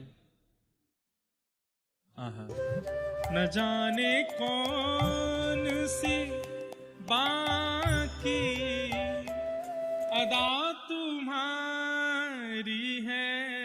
हमारे अष्ट सखा कहते हैं, सब ही अंग को बाको गिरधर, सब ही अंग को बाको। बाको मतलब टेढ़ो। ठाकुर जी के सबरे अंग बांके हैं। भीष्म पितामह भागवत जी में कहते हैं, ललित गति विलास बल गुहास। ठाकुर जी की कैसी गति है, चाल कैसी है। श्री कृष्ण चलते कैसे? बोले ललित गति, टेढ़े मेढ़े छलकते भय से चलते हैं, लचक लचक के चलते हैं। एक लचकाहट तो एक अलग होती है, वो इतनी शोभायमान नहीं होती। और एक बात हम आपसे हाथ जोड़ के निवेदन कर दें, आजकल हमारे वृंदावन मथुरा में ठाकुर जी की तरह चाल चलने वाले बहुत लोग हो गए हैं। उनको लगता है कि वे ठाकुर जी की तरह चलेंगे तो बहुत सुंदर लगेंगे। कई पुरुष ऐसे मटक मटक के चलते हैं, ठाकुर जी भी तो ऐसे चलते हैं। अरे भैया, ठाकुर जी जैसा तिलक धारण कर लो, ठाकुर जी जैसा ज्ञान धारण कर लो, ठाकुर जी जैसा स्वरूप क्यों धारण करना? वैसा स्वरूप उन्हीं का ही रहने दो ना।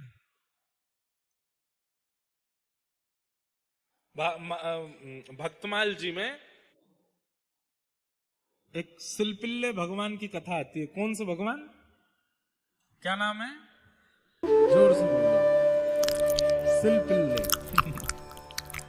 सिलपिल्ले भगवान कैसे हैं? एक तो राजा की पुत्री और एक व्यापारी की पुत्री, दोनों मित्र थी, आपस में सखी थी एक दूसरे की। तो जो व्यापारी था उसके यहां पर एक संत आए थे, चातुर्मास किया। चातुर्मास में शालिग्राम भगवान की सेवा करते थे। तो जब शालिग्राम भगवान की सेवा होती तो राजा की पुत्री और व्यापारी की पुत्री दोनों बैठ करके देखती थी। 4 महीने बाद जब चातुर्मास पूरा हुआ, 2.5 महीने बाद जब जाने लगे, दोनों रोने लगे, बोले हमें भी भगवान चाहिए और यही वाले चाहिए जिनको आप स्नान कराते हो। तो संत ने कहा ये तो नहीं देंगे, हम दूसरे भगवान देते हैं। तो दोनों को शालिग्राम भगवान जैसे पत्थर दे दिए, राजकन्या को भी और सामान्य कन्या को भी। बढ़िया इत्र वगैरह लगा के, चंदन कोटा लगा के दे दिए, बोले यही तुम्हारे भगवान है। अब तो दोनों बड़ी प्रसन्न उनके संगी रहती, दिन रात उन्हीं की सेवा करती। ध्यान से सुनिएगा। भाव के वश में है भगवान, भाव के वश में है भगवान। भाव नहीं तो हर मंदिर में, भाव नहीं तो हर मंदिर में दीखत बस पाषाण। भाव होए तो जित देखूं तित प्रगट होए भगवान। भाव के वश में है भगवान। लिख लीजिएगा, सबसे बड़ी प्राण प्रतिष्ठा क्या है ठाकुर जी की? भाव। आपने 3 दिन का अनुष्ठान कराया, ब्राह्मणों को बुलाया, चावल में ठाकुर जी डुबा के रखे, घी में ठाकुर जी डुबा के रखे, आंख पे पट्टी बांध के रखी। कई जगह वो वीडियो वायरल होती है, शीशा टूट गया पट्टी खोलते ही, ओह प्राण आ गए ठाकुर जी में। प्राण तो भाव से आते हैं, भाव नहीं है तो आपके लिए वो ठाकुर जी केवल पाषाण है, और भाव है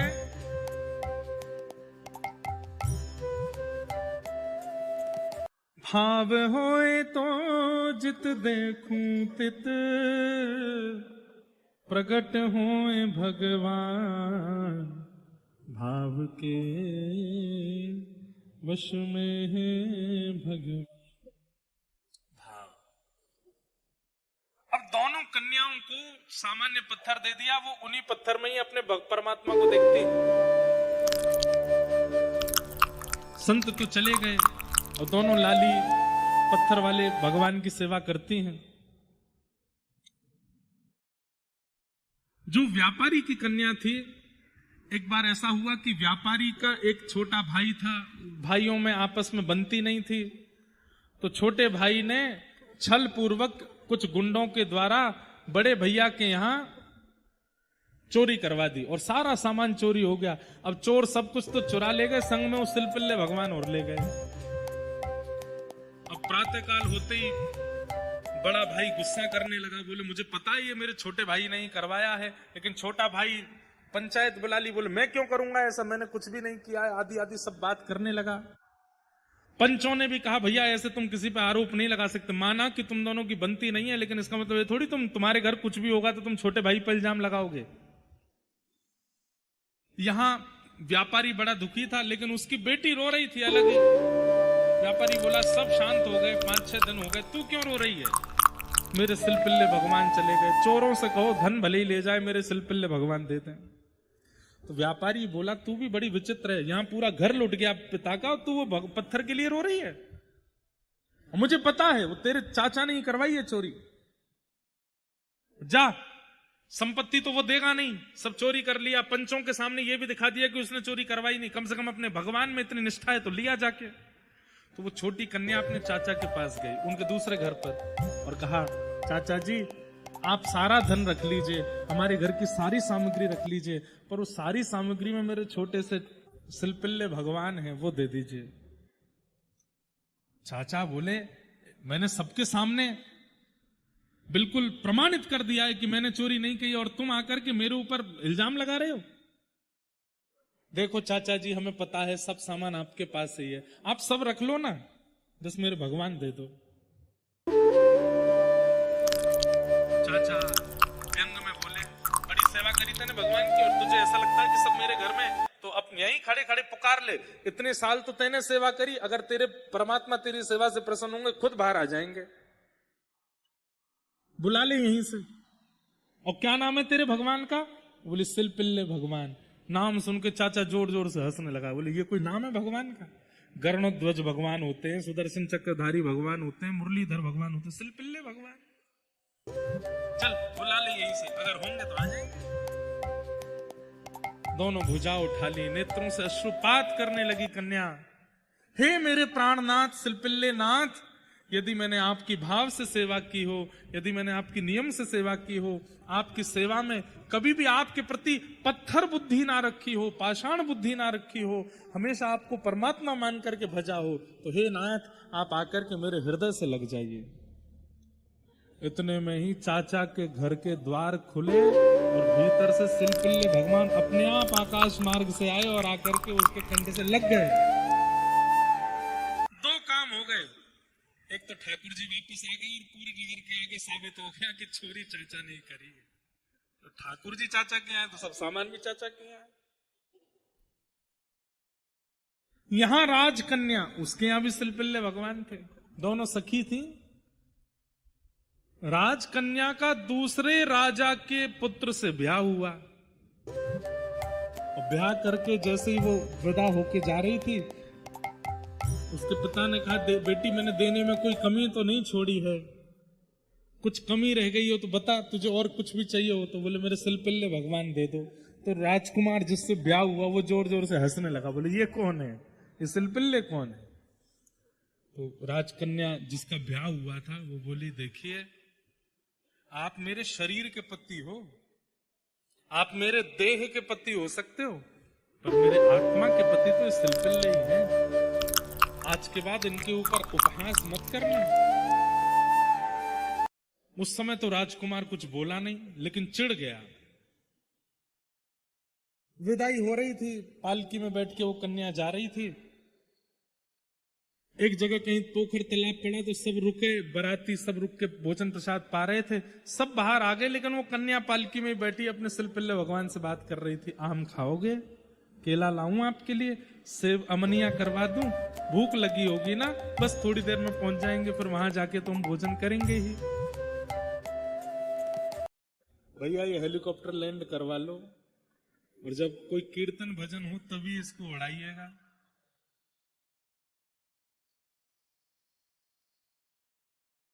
क्या बता रहा था मैं? हैं? हाँ, कुछ पा लीजिए।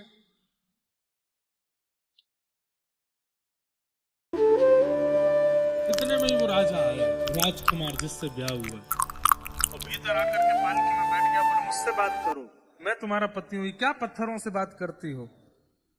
तो लड़ने लगी। बोले खबरदार इनको पत्थर मत बोलना, तुम पहले ही उपहास कर चुके हो। आदि आदि दोनों में थोड़ी नोक झोंक हो गई। तो राजकुमार ने कहा, ये तेरा पति है, ये तेरा प्राणनाथ है? बोले हाँ। राजकुमार ने उठा करके वो सरोवर में फेंक दिया। ले तेरा प्राणनाथ मर गया, अब तुम उससे बात करना पड़ेगा, अब तो मैं ही हूं तेरा, और तो कोई है नहीं। वो राजकन्या रोने लगी, जोर जोर से चीखने लगी, रुदन करने लगी, मेरे सिलपिल्ले कहां चले गए, मेरे सिलपिल्ले कहां चले गए। तब उस राजकुमार ने कहा, देख तू मेरे लिए रुदन करेगी, मुझे पुकारेगी तो मैं दूर से दौड़ा दौड़ा आ जाऊंगा, और देख तेरा वो प्राणनाथ मैंने फेंक दिया उसको सरोवर में, फिर भी बाहर नहीं आ रहा है। यदि उसका भी तुझसे प्रेम होता तो आ गए होते ना बाहर। तुरंत उसने भी ऐसे ही पुकारा, हे मेरे प्राणनाथ सिलपिल्ले, यदि मैंने आपको कभी पाषाण ना माना हो, आपको अपनी आत्मा का स्वामी माना हो, अपने जीवन का स्वामी माना हो, तो मेरे पास आ जाओ। और तुरंत सरोवर से सिलपिल्ले भगवान आए और आकर के उनके हृदय से लग गए। इन दोनों भक्तों की कथा श्री नाभा जी ने भक्तमाल में लिखी। सिलपिल्ले भगवान जो कि सामान्य पत्थर हैं, शालिग्राम नहीं थे, उनमें ठाकुर जी का आवाहन करके उनको भजती। भैया प्राण प्रतिष्ठा वैदिक नियम से तो होती ही है, पर वैदिक नियम से भी ज्यादा भाव से होती है। यदि भाव है तो आपके लिए ठाकुर जी कहीं भी प्रकट हो जाएंगे। किम श्रेय शास्त्र सारह क स्व अवतार प्रयोजनम।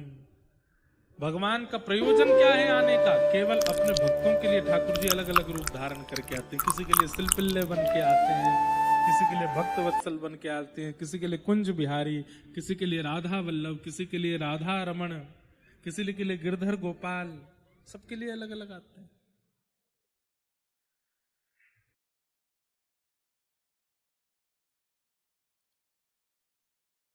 इस प्रकार 6 प्रश्न किए। किम कर्म, भगवान का कर्म क्या है? ठाकुर जी क्या करते हैं आकर के?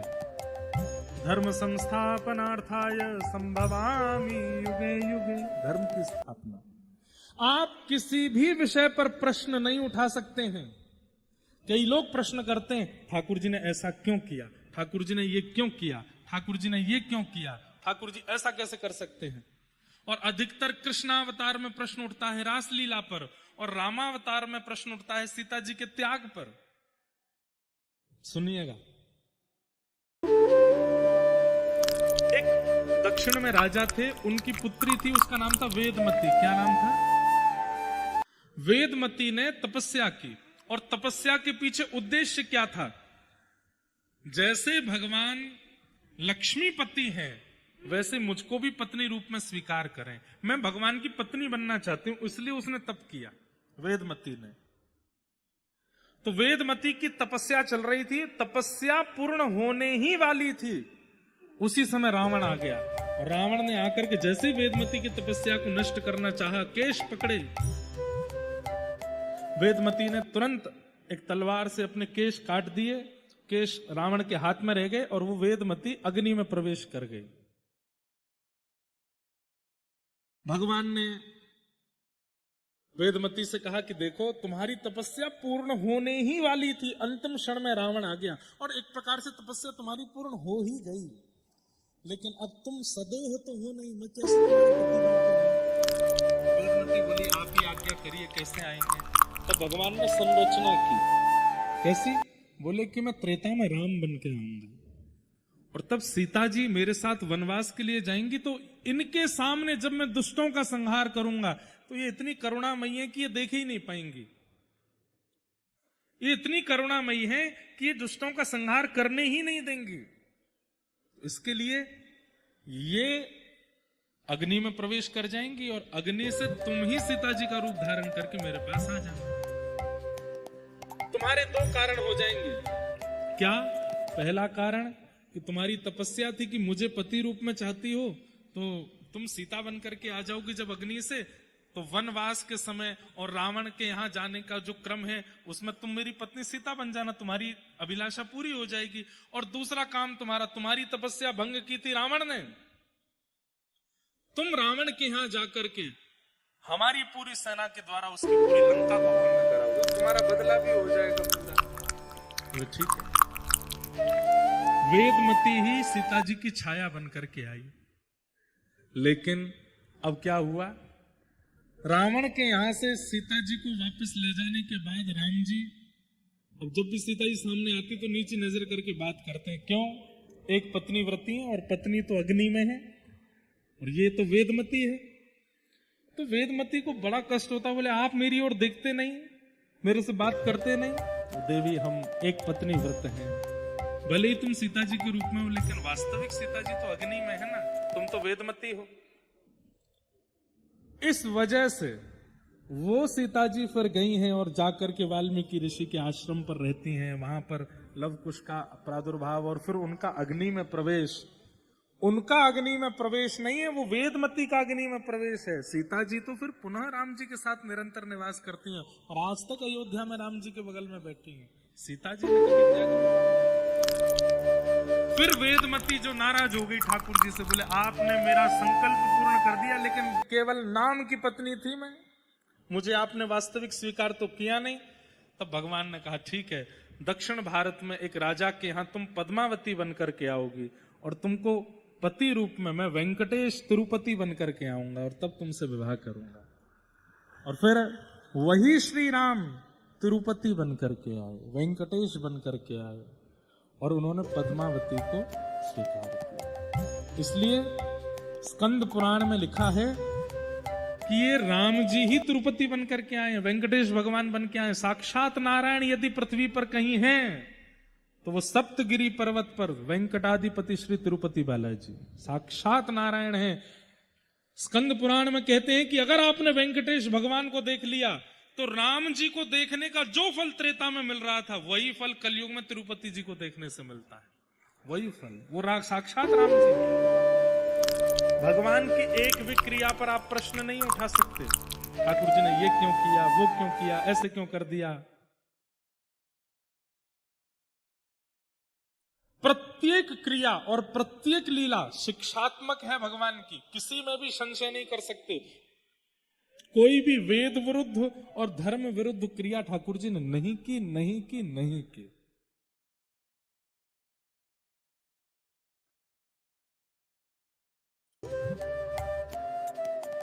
किम कर्म, बोले धर्म स्थापनम।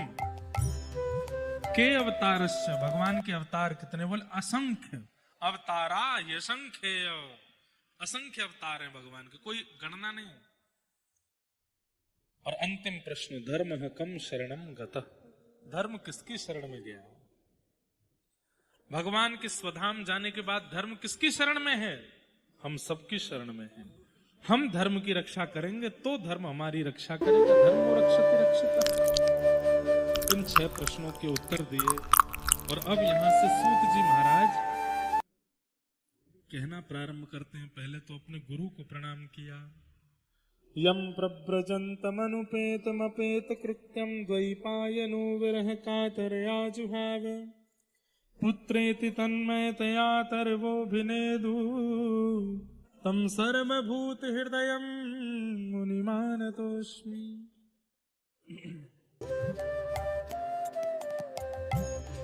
गुरु उपासना। बंधुओं, एक बात हमारी सुनिएगा। जीवन में गुरु का होना आवश्यक है, पर किस रूप में? केवल दीक्षा ले ली, उसके बाद गुरुजी जाओ कहीं भी, हमारी तो दीक्षा हो गई, बस हो गए, तिलक लगा रहे हैं, नाम जप कर रहे हैं, हो गया काम? नहीं। गुरु दीक्षा का मतलब ये होता है कि जो गुरु आपके हैं, अब उनकी शिक्षा ही आपका संपूर्ण जीवन है। वो जो कहेंगे आपको करना पड़ेगा, ये गुरु दीक्षा होती है। विवाह का मतलब ये थोड़ी होता है कि बस पति से ब्याह कर लिया, सबके सामने दिख गया कि हम इनकी हो गई, ये हमारे हो गए, ऐसा थोड़ी। विवाह का मतलब होता है आप उनके अधीन हो और वो आपके अधीन है। ये इस अधीनता को ही तो विवाह कहते हैं। ऐसे ही गुरु दीक्षा क्या है? गुरु के प्रति अधीनता। अब कहेंगे, जो आज्ञा करेंगे, जैसा कह देंगे वो हमें करना है, ये गुरु दीक्षा होती है। ऐसे गुरु सबके जीवन में होने चाहिए, जिनकी आज्ञा मानने में आप संकोच नहीं करते। ये मध्य प्रदेश की भूमि है, यहाँ एक से एक गुरु हुए हैं। हमें तो ऐसा लगता है कलयुग में सबसे ज्यादा गुरु जी यहाँ हुए, सबसे ज्यादा देवी देवता भी मध्य प्रदेश में हुए। हर 50 किलोमीटर पर एक सिद्ध स्थान जरूर दिख जाता है। मध्य प्रदेश में इतने सिद्ध स्थान है। गुरु का होना आवश्यक है। अभी हमारी कुछ दिन पहले जयपुर में कथा थी, तो वहां एक बहुत सुंदर गजल थी, उसकी पूरी तो याद नहीं, उसकी पंक्ति बहुत अच्छी थी। अगर गुरु मिल गए, गुरु मिल गए का मतलब ये नहीं कि गुरु दीक्षा हो गई। गुरु मिल गए मतलब ऐसा व्यक्ति जीवन में आ गया है जिसकी वाणी, जिसके शब्द मानने में आपको सोचना नहीं पड़ता, जिसकी आज्ञा मानने में आपको सोचना नहीं पड़ता, वो कह देते हैं और आप करने लगते हो। ऐसे गुरु यदि जीवन में आ गए हैं तो ये बात निश्चित है कि अब युगल भी आ जाएंगे। ऐसे गुरु आ गए तो अब ठाकुर जी भी आ जाएंगे, प्रिया प्रियतम भी आए। हमारे ब्रज में एक संत थे, उनके गुरु जी ने उनको आज्ञा की भांडीर वन चले जाओ। गुरु दीक्षा हुई और दीक्षा के तुरंत बाद गुरुजी ने आज्ञा कर दी, बोले भांडीर वन चले जाओ। बोले भांडीर वन जाके क्या करें? बोले जब तक युगल प्रकट ना हो जाए तब तक भजन करते रहो। सोचिए, दीक्षा देते ही आज्ञा कर दी है गुरुदेव ने कि जाओ, जाकर के भांडीर वन में जब तक ठाकुर जी प्रकट ना हो जाए तब तक भजन करते रहो। चले गए, भांडीर वन में जाकर के भजन किया। 5 साल 10 साल बीत गए, भजन करते करते करते करते 10 साल बाद दोनों प्रिया प्रियतम प्रकट हो गए। किशोरी जी प्रकट हो गए, ठाकुर जी प्रकट हो गए, और दोनों ने प्रकट होकर के दर्शन दिए। अब देखना कैसी कैसी गुरु निष्ठा। ठाकुर जी जैसे प्रकट हो गए तो प्रकट होते ही ठाकुर जी को प्रणाम किया, दंडवत किया। किशोरी जी ने दर्शन दिए, ठाकुर जी ने दर्शन दिए। दर्शन देने के बाद में अब ठाकुर जी भक्त को देख रहे हैं, भक्त ठाकुर जी को देख रहा है। किशोरी जी बोली, भैया हम आ गए हैं, बहुत देर हो गई, 45 मिनट हो गए, कुछ तो बोलो। बोले गुरु जी ने केवल इतना ही कहा था कि ठाकुर जी आ जाएं तब तक भजन करो, उसके आगे बोलना क्या ये गुरु जी ने नहीं बताया। बोले अभी मैं जाता हूं, गुरु जी से पूछ के आता हूं कि क्या बोलना। दौड़ करके गए वृंदावन। जटा जूट बढ़ गई थी, दाढ़ी इतनी बढ़ गई थी, गुरु जी नहीं पहचान पाए कि चेला है। गुरु जी ने प्रणाम किया गुरु जी को, सत्य घटना है। गुरु जी बोले, कहो भैया कहां से? गुरु जी मुझे भूल गए आप, 10 साल पहले मेरी दीक्षा हुई थी, तो दीक्षा देने के बाद आपने मुझे आज्ञा कर दी थी। अच्छा, गुरु जी ने कोई मन से आज्ञा नहीं करी थी, ऐसे दीक्षा होते ही गुरु जी से पूछने लगे, बोले गुरु जी कोई आज्ञा दो। तो चलते फिरते गुरु जी ने कही, तब तक भजन करो जब तक प्रिया प्रियतम नहीं मिलते, ऐसे ही बोल दिया। बोले आपने मुझे आज्ञा दी थी जब तक प्रिया प्रियतम नहीं मिले तब तक भजन करो। बांडीर वन में जाके मैंने खूब भजन किया, नाथ प्रिया प्रियतम मिल गए। गुरुजी सुनकर के बोले क्या मिल गए? हाँ मिल गए। कहाँ है? कुटिया में बैठे हैं भांडीर वन में। बैठे मतलब? बोले प्रकट होकर के बोले वरदान मांगो। अब गुरुजी आपने तो केवल इतना कहा था प्रिया प्रीतम मिल जाए तब तक भजन करना, वरदान क्या मांगना है ये पूछने आया हूं आपसे। ठाकुर जी प्रतीक्षा कर रहे हैं वहां पर।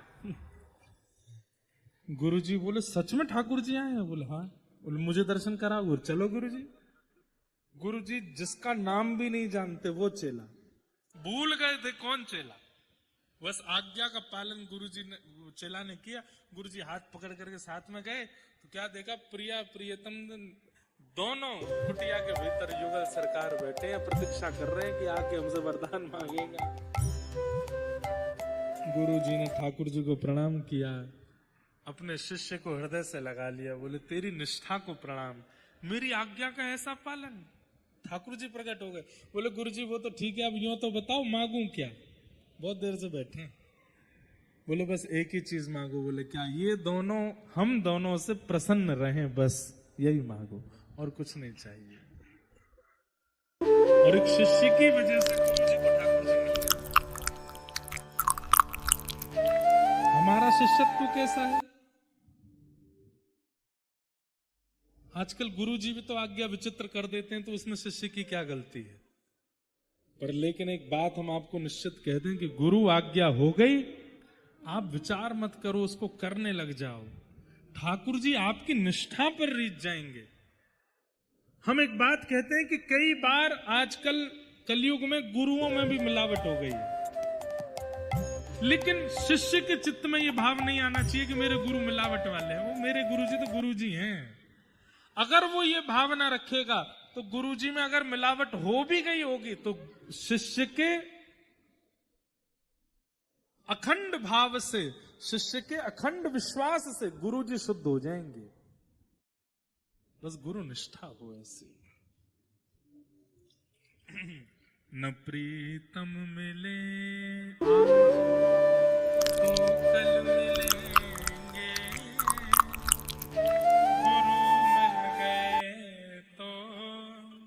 युगल भी मिलेंगे, सद्गुरु चरण में सभी फल मिलेंगे।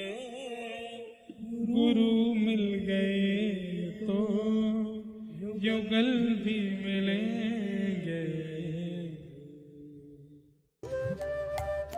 सूत जी ने अपने गुरुदेव को प्रणाम किया और यहां से अब कहना प्रारंभ करते हैं।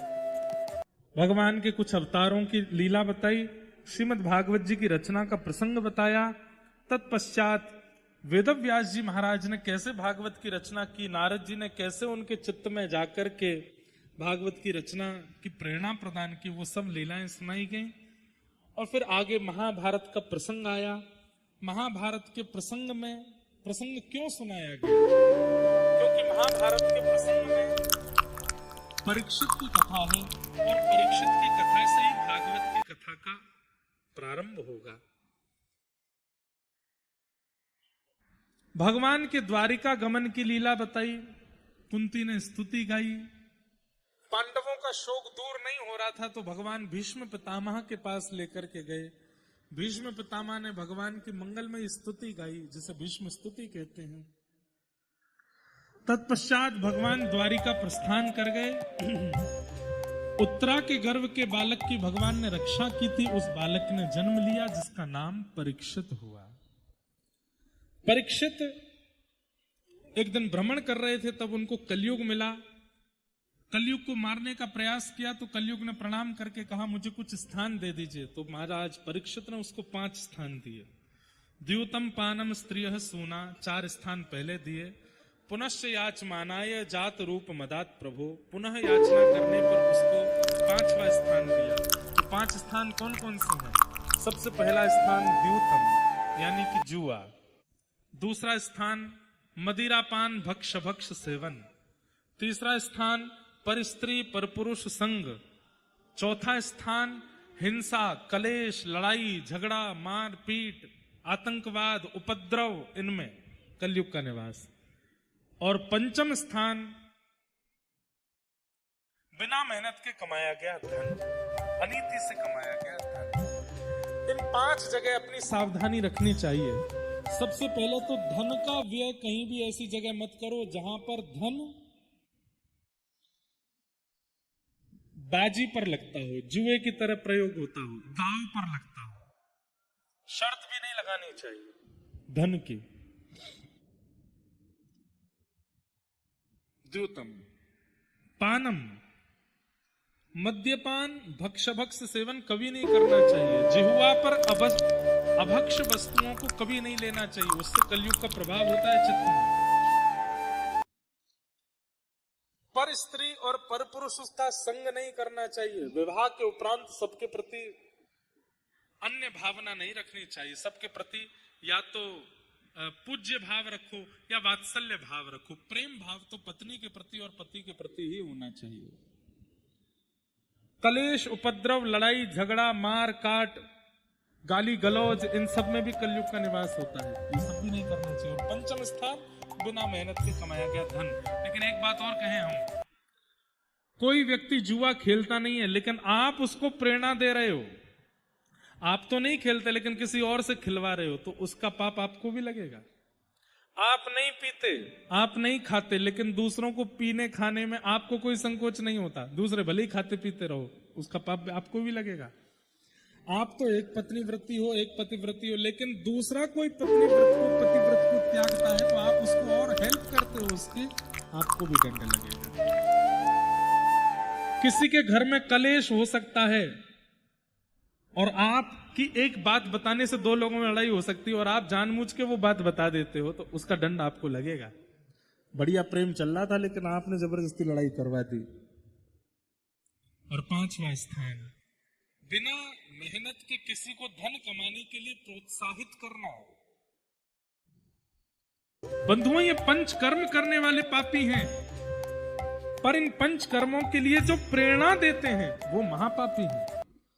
भीष्म पितामह ने भगवान से एक प्रश्न किया था कि मेरे से ज्यादा पापी थे महाभारत युद्ध में, उनको एक बाण लगा है और मैं इतने धर्म से रहने वाला व्यक्ति, आपने असंख्य बाण मारे मेरे शरीर पर, इतनी दर्दनाक मृत्यु मेरी क्यों हो रही है? मुझसे ज्यादा पापी दुर्योधन, मुझसे ज्यादा पापी दुशासन, मुझसे ज्यादा पापी धृतराष्ट्र, और मैं भीष्म पितामह इतने नियम से रहने वाला, संध्योपासन करने वाला, बाल ब्रह्मचारी, ब्रह्मचर्य का पालन करने वाला, सत्यव्रत धारण करने वाला, इतने नियम कानून और आपकी भक्ति करने वाले को आप इतनी दर्द भरी मृत्यु दे रहे हो। और भरी सभा में द्रौपदी का चीरहरण करने वाले दुशासन, दुर्योधन, इन लोगों को आपने बिल्कुल भी कष्ट नहीं दिया मृत्यु पाते समय। भगवान कहते हैं वो तो पाप कर रहे थे, पर उनके पाप में सहभागिता तो आप कर रहे थे। छोटा बच्चा गलत काम कर रहा है और उसके गलत काम पर यदि कोई उसको डांटे, और छोटा बच्चा अगर ये कहते दादाजी बैठे थे जब मैं कर रहा था, तो सब लोग क्या कहेंगे? गलती बच्चे की नहीं है, गलती दादाजी की, उन्होंने रोका क्यों नहीं? वो तो वहां बैठे थे ना। बच्चा क्या जाने, वो तो अबोध है। ऐसे ही बंधुओं, कोई व्यक्ति पाप कर्म कर रहा है लेकिन आप देख करके भी शांत हैं और उसको करने के लिए कुछ रोक नहीं रहे, टोक नहीं रहे, ठीक है कर लो कोई बात नहीं, तुम ही तो कर रहे हो, हमको थोड़ी लगेगा पाप। नहीं, उससे दुगना पाप आपको लगेगा। क्यों? क्योंकि जानते हुए, चाहते हुए, सामर्थ्य होते हुए भी आपने उसे रोका नहीं, आपने होने दिया। 2 उपाय हैं, या तो रोकिए या खुद चले जाइए। वहां रोकिए मत, रोकेंगे तो पाप के भागीदार आप ही बनेंगे। ये 5 स्थान कलयुग को प्रदान किए राजा परीक्षित। एक ऋषि के आश्रम पर गए, वहां ऋषि ने इनको जलपान नहीं कराया, स्वागत सत्कार नहीं किया। इससे क्रुद्ध होकर के मरा हुआ सर्प शमीक ऋषि के गले में डाल दिया। शमीक ऋषि के पुत्र श्रृंगी को जब यह बात पता चली कि मेरे पिता के गले में मरा हुआ सर्प राजा परीक्षित ने डाल दिया, क्यों? क्योंकि मेरे पिता ध्यान में बैठे थे, समाधि में बैठे थे, वो चैतन्य नहीं थे, और उसका गलत फायदा, गलत अर्थ लगा करके एक राजा ने मरा हुआ सर्प उनके गले में डाल दिया। शाप देता हूं राजा परीक्षित को, आज के ठीक 7वें दिन तक्षक सर्प डस देगा और उनकी मृत्यु हो जाएगी। हम सूक्ष्म में सारी कथा पूरी कर रहे हैं, हमको ज्यादा ही आनंद आ गए हैं खरगोन में। धीरे धीरे कभी यहाँ के प्रसंग कभी वहां के, ऐसे ज्यादा भाव से कथा हो गई, इसलिए प्रसंग बहुत पीछे छूट गए, इसलिए हम जल्दी जल्दी सब प्रसंग पूरे कर रहे हैं।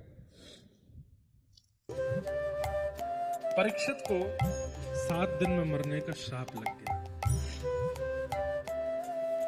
जैसे ही श्राप की बात परीक्षित को पता चली, पहले दिन ही पता चल गई कि उन्हें 7 दिन में मरने का श्राप लगा है, परीक्षित विचलित नहीं हुए, व्याकुल नहीं हुए, बल्कि ये सोचने लगे कि अब 7 दिन बचे हैं मेरे पास, मैं इन 7 दिनों का उपयोग कैसे करूं। बंधु, आप एक बात बताएं हम आपको, अगर हमें पता चल जाए कि परसों हमारे प्राण जाने वाले या कल हमारे प्राण जाने वाले, कभी सोचना, अगर आपको पता चल जाए कि आपके पास 12 घंटे बचे हैं, 24 घंटे बचे हैं, या 3 दिन बचे हैं, या 7 दिन बचे, आप क्या करोगे? हम बताएं। मेरी प्रिय वस्तु क्या है, पहले मैं वो खा लूं। मेरी प्रिय जगह क्या है, मैं वहां घूम आऊं। सबको टॉर्चर करेंगे, मेंटली टॉर्चर। माता जी से कहेंगे, देख लो माँ, अब तो मैं जाने वाला हूं, अब तो कम से कम मुझसे प्यार से बात कर लो। पत्नी से कहेंगे, देवी अब तो मेरे प्राण जाने वाले, अब तो मेरे पैर दबा दो।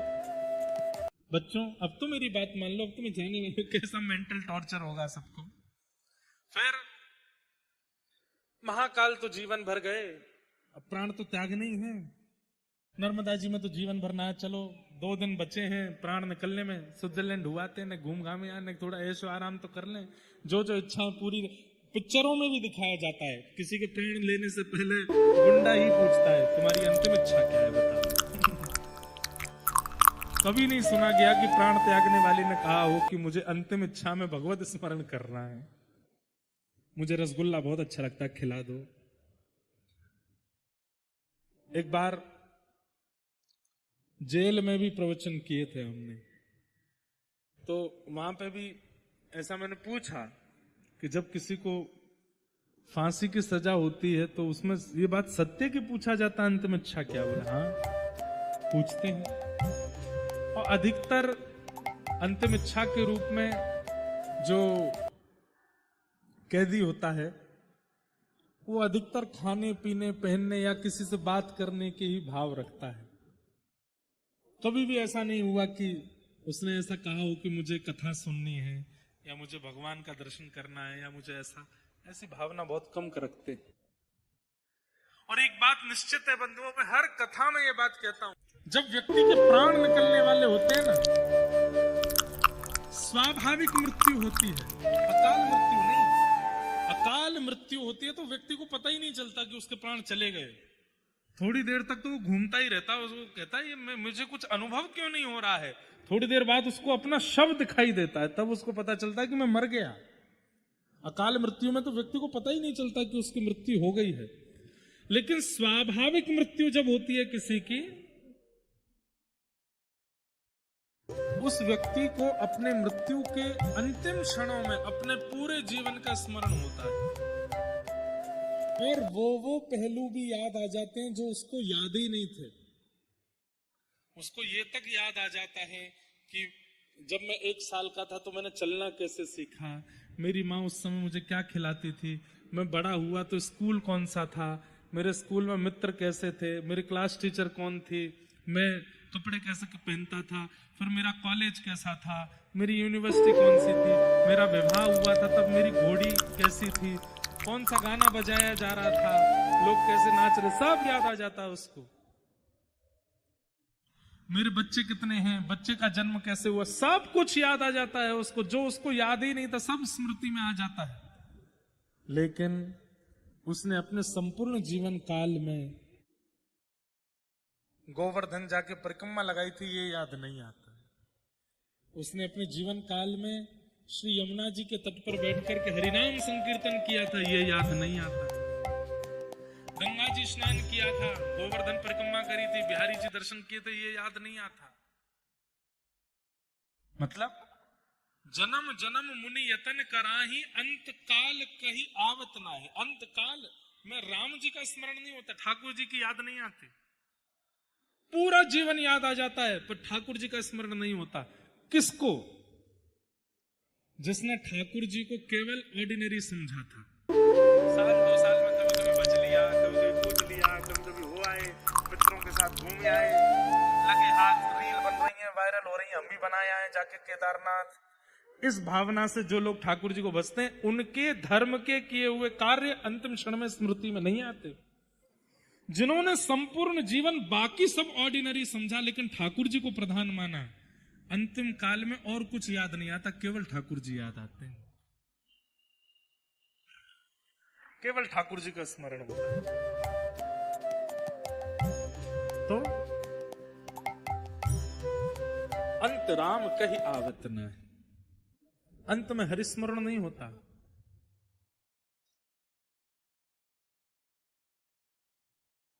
इसलिए भैया किसी को प्रेरणा मत दीजिएगा गलत कार्य करने की। राजा परीक्षित को जब ये बात पता चली कि मेरे जीवन के 7 दिन बचे हैं, तुरंत निकल गए अपने पुत्र को राज्य गद्दी पर बिठा करके और गंगा के तट पर जाकर के बैठ गए। बड़े बड़े ऋषि संतों से पूछने लगे, मेरे जीवन के केवल 7 दिन बचे हैं, बताइए मैं ऐसा क्या करूं जिससे मेरे जीवन का उद्धार हो, मेरी मुक्ति का उपाय बताओ। अनेक संतों ने आकर के अनेक अनेक उपाय बताए, लेकिन कोई भी वहां प्रमाण से नहीं बोल पाया कि ये करने से तुम्हें मुक्ति मिलेगी। तभी वहां श्री सुखदेव जी का आगमन हुआ। सब लोग हाथ जोड़ के प्रणाम करो। कि तत्रा भवद भगवान व्यासपुत्रो यदि क्षया मानूनपेक्ष अलक्षलिंगु निज लाभ तुष्टो व्रतस्वालैरवधूत भेष। बोलो सुखदेव जी महाराज की। श्री भागवत के सरस प्रमुख प्रवक्ता श्री सुखदेव जी का आगमन। हमारी व्यासपीठ पर भागवत जी के ठीक बगल में विराजमान जो सुख स्वरूप हैं, जिन्हें तोते के रूप में देखा जाता है, वास्तव में इन्हें सुखदेव जी का रूप माना जाता। पर मेरी ऐसी भावना है, शुकाचार्य जी ने जब कथा सुनाई वो तोते की आकृति में नहीं रहे होंगे, तोते जैसे स्वभाव में रहे होंगे। तोते का स्वभाव कैसा होता है? तोते का स्वभाव कैसा होता है? वो जो सुनता है बोल देता है। तो वक्ता कैसा हो? गुरुजनों से जो सुना, आचार्यों से जो सुना, ग्रंथों से जो पाया, तुरंत सुना दे, सबके सन्मुख कह दे। पहला स्वभाव। दूसरा स्वभाव सुख का क्या होता है? वो वृक्ष पर जाता है और वृक्ष पर जाकर के मांस नहीं खोजता, वृक्ष का आश्रय चील लेती है और वहां से मांस खोजती है। वृक्ष का आश्रय कबूतर लेता है और कबूतर वृक्ष पर बैठ करके मादा कबूतर को खोजता है। और भी कई पक्षी वृक्ष पर बैठते हैं, पर वृक्ष पर बैठ करके अन्य अन्य कामनाओं को पूर्ति करते हैं।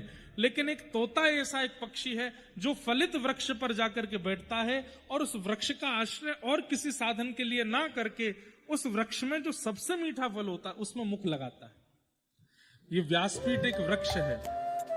इस वृक्ष पर वक्ता को सुख बन के बैठना चाहिए, ना कि चील बन के। चील का स्वभाव क्या है? वो ऊंचे वृक्ष पर बैठती है, मांस खोजती है।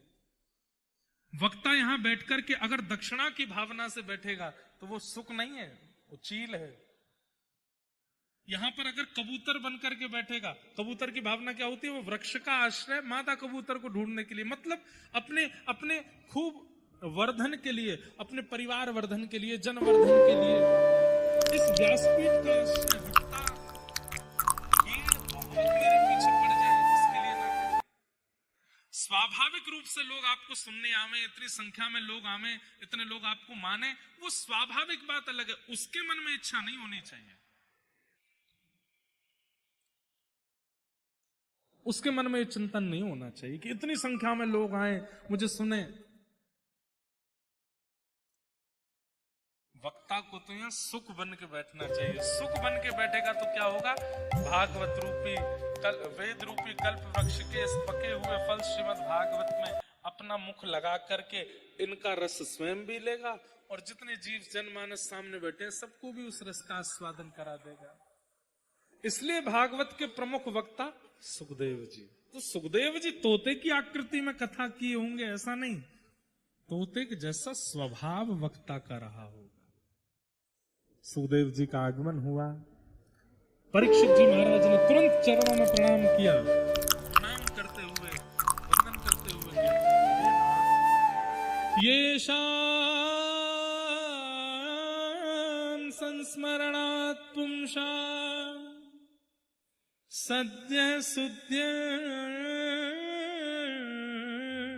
वैगृहा किं पुनः दर्शन स्पर्श पाद शौचासनादि।